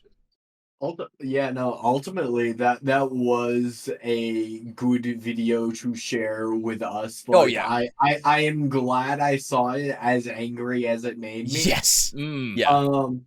And ultimately, I kinda owe the fact that I owe the drugging to Pointy Hat. That's true. Yes, we do owe that to Pointy Hat for sure. It's all about taking the good with the bad. Yep, that's right. Lux on that same episode says, no lore ready this time, but congratulations on completing your 4th year. Thank you. Thank you. Yeah. 4,000 XP, 1000 GP, and 1 high potion awarded. Knuckles approves your meme. 6 orcs, 5 dwarves, and 2 elves were impressed by your channel. Paulatina was impressed by your channel. Pit was impressed by your channel. Verity was not impressed by your channel. Dark Pit ignored your channel. Medusa disliked your video and left.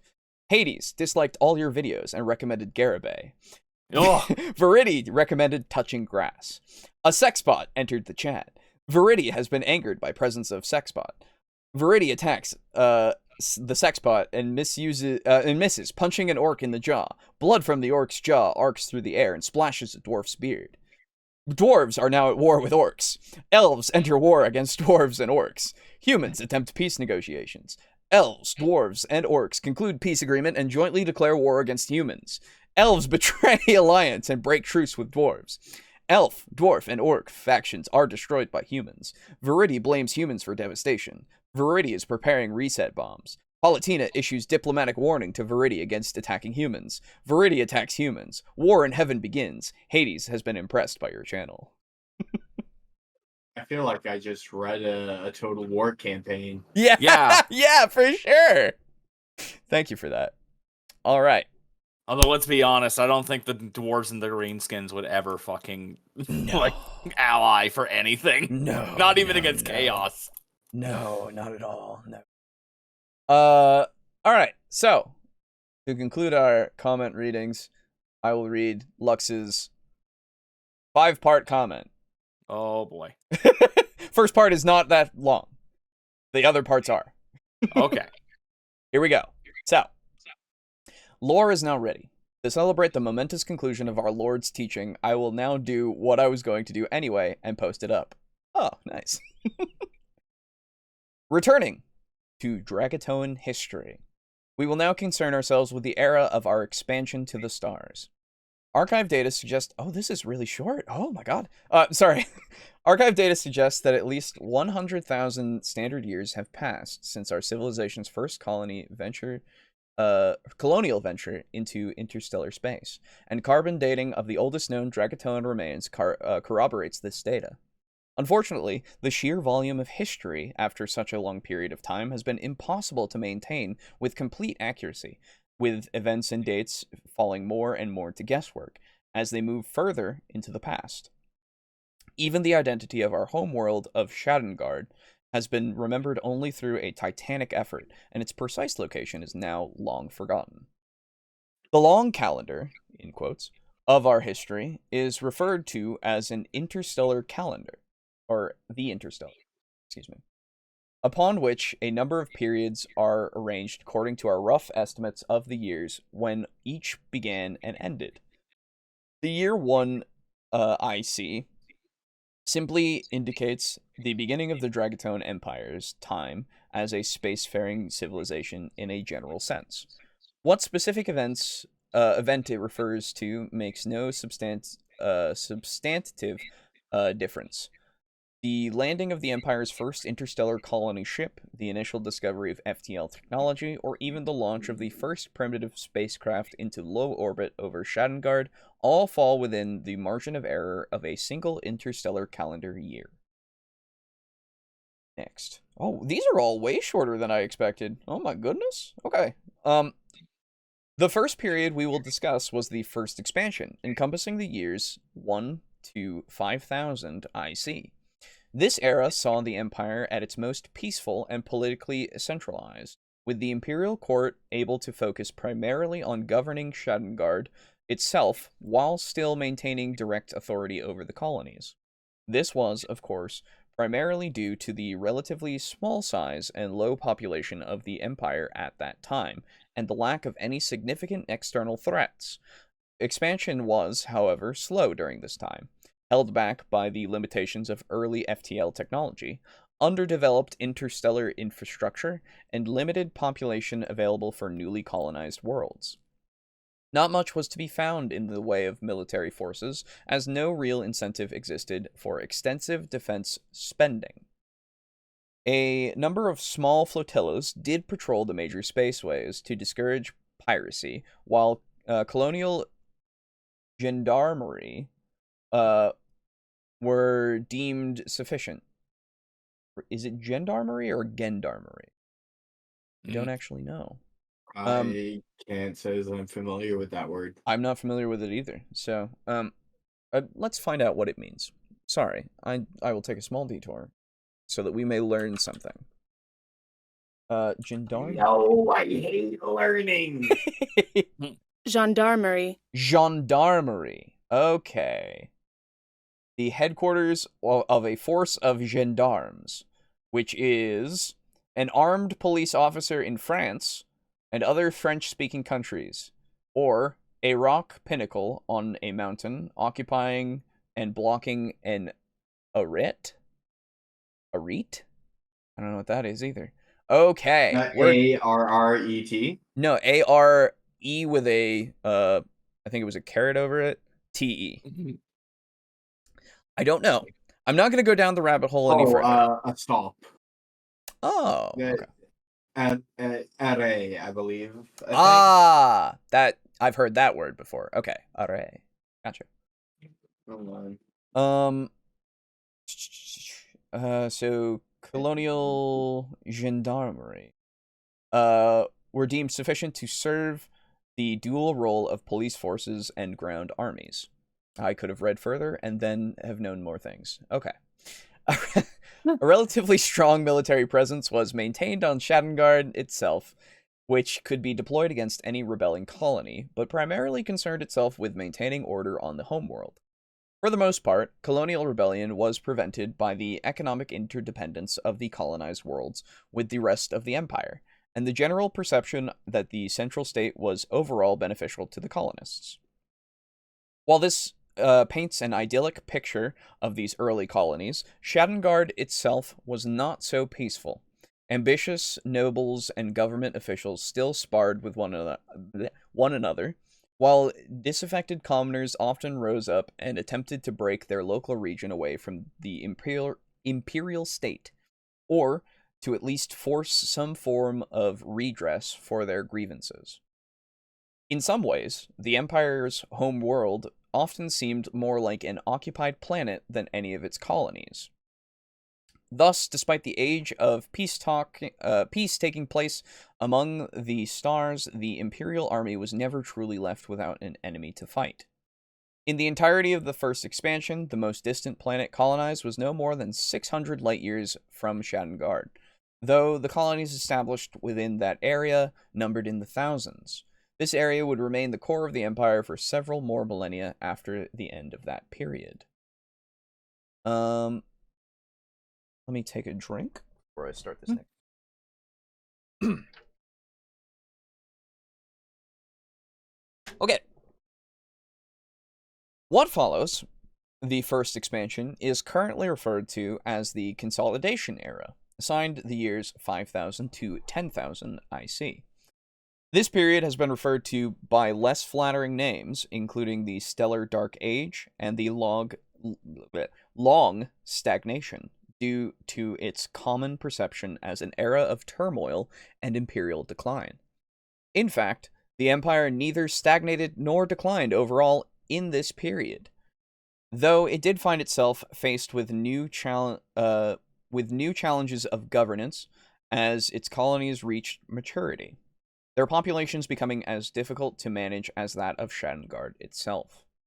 The Imperial Court proved capable of meeting these challenges, though the large degrees of authority delegated to sector and colonial governments as part of the necessary adjustments ushered in a new age of feudalism that would continue for the rest of the Dragatoan history. The lords of this new feudal system were quick to develop their own military forces, as both a means of enforcing their authority over their own subjects and to protect themselves from their feudal peers, thus ending the imperial court's near monopoly on armed force. In response to this change, the Shadonian army was greatly expanded and reorganized as the Praetorian Starfleet, a force of far greater size and strength than what any sector or planetary level government could achieve alone. Though this fleet was enormously expensive to maintain, to the point of straining the imperial budget at times, it did ensure the military supremacy of the imperial house over the new nobility. Unfortunately, this dynamic still forced the emperors to view the nobles as political rivals to be held in check through power and cunning, rather than servants of the state whose loyalty could be counted on. This also caused the balance of real political power to shift once again towards the supreme military officer of the empire, the Imperator Generalissimo, to whom the praetors of the Starfleet reported directly. Of at least equal importance, colonial expansion was slowed considerably during this period as the empire's focus shifted to political stabilization and consolidation within its existing space. To be clear, the empire at the time did not consider itself limited to a territorial boundary. However, it did recognize the physical range of military and economic power projection, and established this as the legal limit for sanctionized colonization. Even within this range, the establishment of new colonies still required imperial approval. In theory, the inhabitants of these unsanctioned colonies were left to fend for themselves, barred from commerce with imperial worlds, and afforded no imperial protection from planetary or space-borne hazards. This generally held true in practice as well, though exceptions were occasionally made in the case of colonies that found some exceptionally valuable resource to offer. The Empire did always plan to absorb these colonies eventually, but would make no commitment until sufficient resources were available for their integration. Unfortunately, this policy drove quite a few of the unsanctioned colonies to pursue unsanctioned means of survival and profit, creating fertile ground for piracy and smuggling, which in turn prompted a rise in graft and corruption throughout the imperial bureaucracy.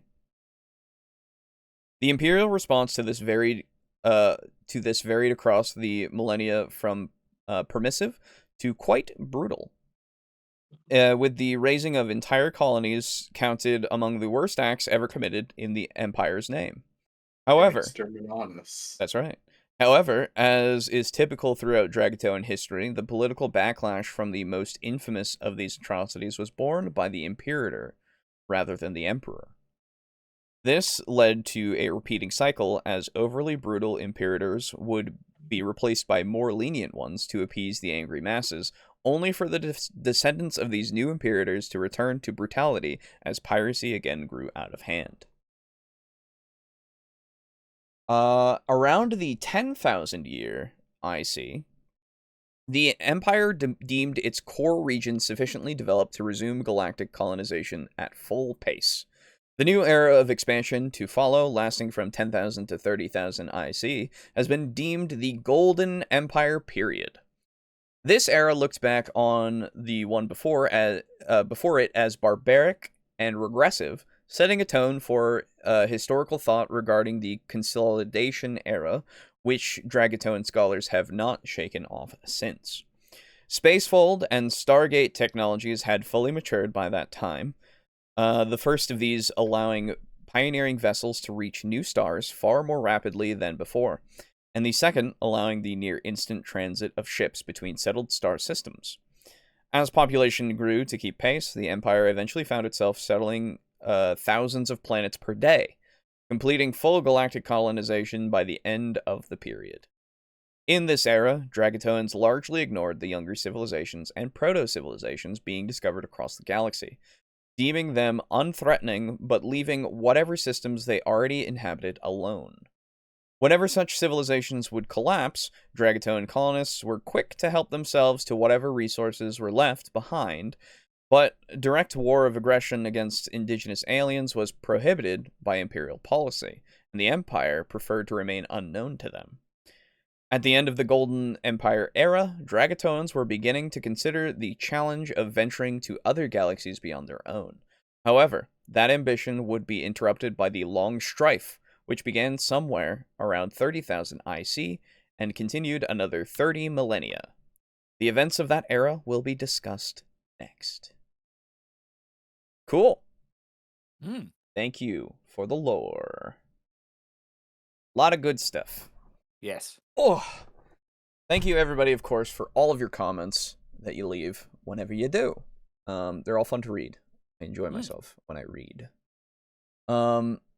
Few things here. Kind of low on lore at the moment. That's all right, Timothy. Don't worry. Take your time. You know, you're good. You don't have to rush it out. My lore is kind of a transition period at this point. Just connecting the stuff that came before to the stuff that's coming ahead. I see, Lux. That's fair. I'm so glad my first shared video worked out so well. Yeah, you did it, Timothy. Pat yourself on the back. You're right. I think I organized that comment chain by subject, so they didn't all necessarily hit the character limit. Ah, I see. Fair enough, Lux. I wish I had lore for when we have a full table like this. Damn slow brain. It's okay. Don't worry about it. Gendarmerie is a military/police hybrid system. Yes. The Google definition is modern, but it goes back to the medieval era. Oh, wow. Oh, military/police. So it's American, actually. Yeah. Hey, we've stolen so much from the French. Let's be fair. It's true. And yet we still shit all over them for whatever reason. For whatever reason. Great show, guys. Thank you. Indeed. I actually meant to say quantum transfer and spacefold, but I botched writing that. Quantum transfer is for traveling to new locations, and spacefold is for gating between colonized systems. Gotcha. Okay, fair enough. Well, that's all the comments. So again, thank you for those. I'm gonna talk about all of the other things for a little bit here, and tell you about money and things about money. I did my taxes recently. Oh my god. That was a time. I owe the government money, so I'm gonna pay them. It sucks. Yeah. But you can contribute to me doing taxes and owing the government more money. How's that for a transition? Pay Alejo so he can pay the government. That's right. Considering I just can't indirectly give the government money. That's right. Through us. We're just the middlemen. That's right. Considering I can't make this an LLC because the fucking site never lets me go through to make an LLC, I have to do all this as a solo proprietorship or whatever the fuck it is. So I have to pay the government money, which is fun. I don't mind. It's fine. But you can give us money to make me pay money to the government by either joining the Patreon, like these lovely people here, or going over to Ko-fi and donating directly there, or joining the membership that is the same exact kind of thing for benefits and such through there. Up to you if you want to.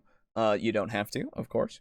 But a big thank you goes out to all of our table flippers over on Patreon. That being, in Tier 4, we have Draco Kraken, Mog0, Rick, aka Unit Rico, Slazer, and Steely. Big thank you for that Tier 4 that you've continued for 5 years. Well, 4 years, starting now 5. But, like, legitimately, some of you have been doing this since we've had the thing. So, fucking thanks. Fucking crazy. It's crazy. It's insane. And of course, a thank you to Crimson Rose Armok, aka Lux, in Tier 2. Big thank you, of course, as well. And a thank you to our Tier 1 contributor as well. If you would like to join again, all the links are going to be in the description of the show, aka some people call them the show notes on the audio podcast kind of thing. So check the show notes, I guess. Before I continue on, I do have to talk about one other thing that was brought to my attention during a gaming stream that we were doing for Yakuza. We were told, I was told by Timothy that some of the videos for Devils and Dice are blocked. Yes.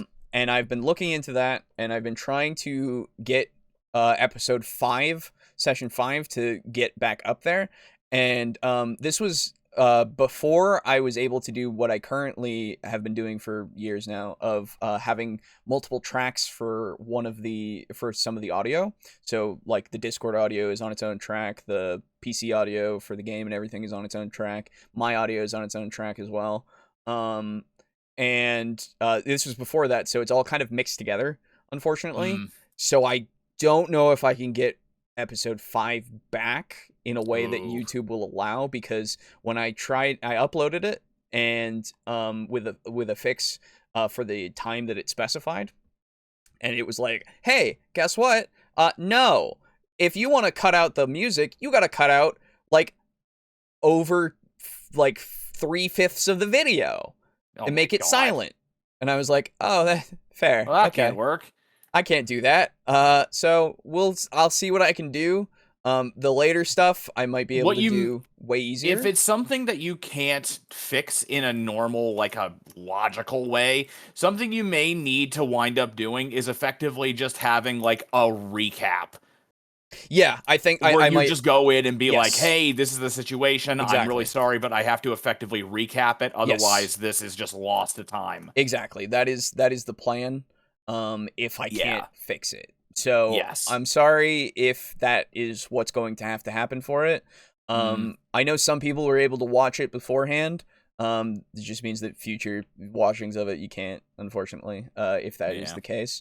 I will do my best, though. I'm going to do my best to try to get it all back up and able to be viewed. The later stuff, I do have at least multiple tracks on.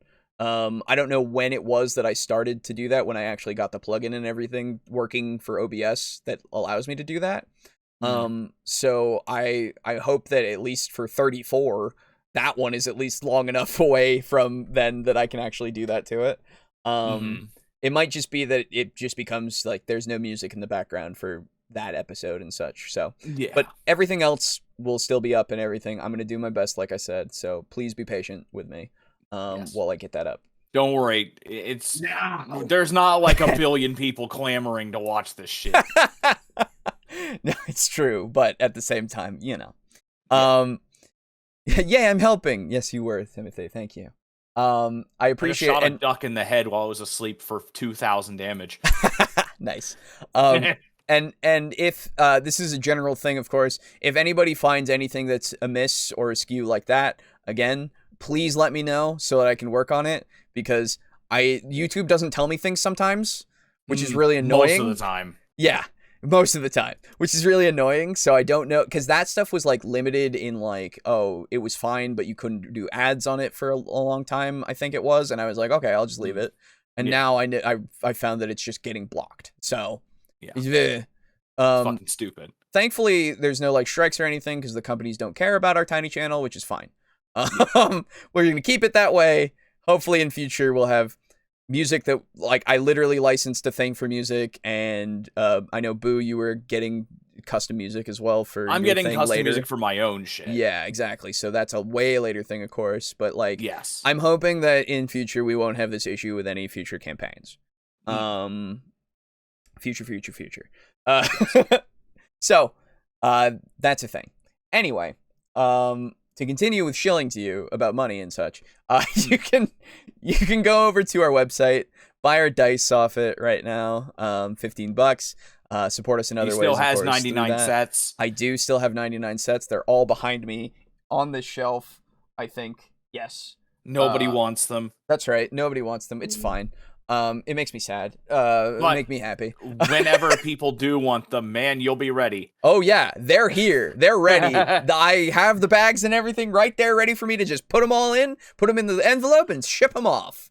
Hell yeah. I'm ready. So yeah, get some dice if you want. If not, I'm just gonna keep them forever. Go over to TeePublic, get our logo on a shirt. I forgot to show you guys a thing. I gotta show you guys a thing after this. Yeah, get it on whatever you want. Mugs, shirts, wall art, whatever the fuck. And support us that way. As well as going over to Humble Bundle using the link in the description, and using it to buy whatever you want through the store, through the choice, through the bundles themselves. I hear bad things about Suicide Squad, so don't get that. It's like front and center on the banner here, so it's like, don't do that. But you know, anything you get through here will support us, as well as Tabletop Alliance. Damage. Tabletop Alliance, which is linked in the description, for you to find out about their charity work that they do with tabletop stuff. There's a Cyberpunk Red bundle right now that I would recommend. Nice. It is 23 items for $18. That's fucking worth it in spades. I might actually get that if I don't have all of these things. I don't know if I do or not. But it's got a lot of red stuff, and it's got some other stuff from 2020 as well. So you can mix and match a little bit there. Man, they came out with Cyberpunk Red in 2020. Yeah, How man. forward thinking they were. It's crazy. So that's a bundle that I would recommend right now. Still has a bunch of other stuff here that you can sort through, get some stuff. Go wild. Go use the link and find something that you like. And if you don't want to, then hey, there you go. I can't tell you what to do. I'm not your dad. There it is. He said the line. All right. Yeah. Yay! Anyway, that's all that stuff. I'm pretty sure. I don't know if there's. Oh, we have a PO box if you care. It's in the description. What else? You can send us an email to our fucking email if you want. I don't know. Yeah. Send us a fax as well. Yes, it's fax us. Yeah, that's right. I don't have the fax number there, so try it. That's how Lux is gonna start sending in comments. Hell yeah! I'll have to buy a fax machine. Fuck yeah. What else did I have for fucking... I don't know what else we have for supporting stuff. I don't pay attention to it. But join our Discord. I don't know. Like, we got a lot of stuff. Donate directly through the link for the Stream Elements thing so you can come up on the screen during the show. I don't know. Yep. Do whatever you want. I don't care. Fucking God. God. Anyway. Baka. No. Okay. Thank you again to everybody for hanging out and watching the show, and those of you in the future who are gonna watch the VOD and everything. You know, I would mail letters to your PO box's comments, please. You can do that if you want. I don't care. Just tell me if you do, because I'll have to go and find and get them, because I'm not notified when anything's in there. Anyway, so thank you once again for hanging out with us for the evening. A little shorter of an episode today. Not the shortest we've ever done. But it is, it happens sometimes, you know, the plans, are a little short. And we'll see you next week. Welcome to season 5, year 5. Wowee. Yes. Goodbye, everybody. Goodbye. Goodbye. Goodbye now. Leave.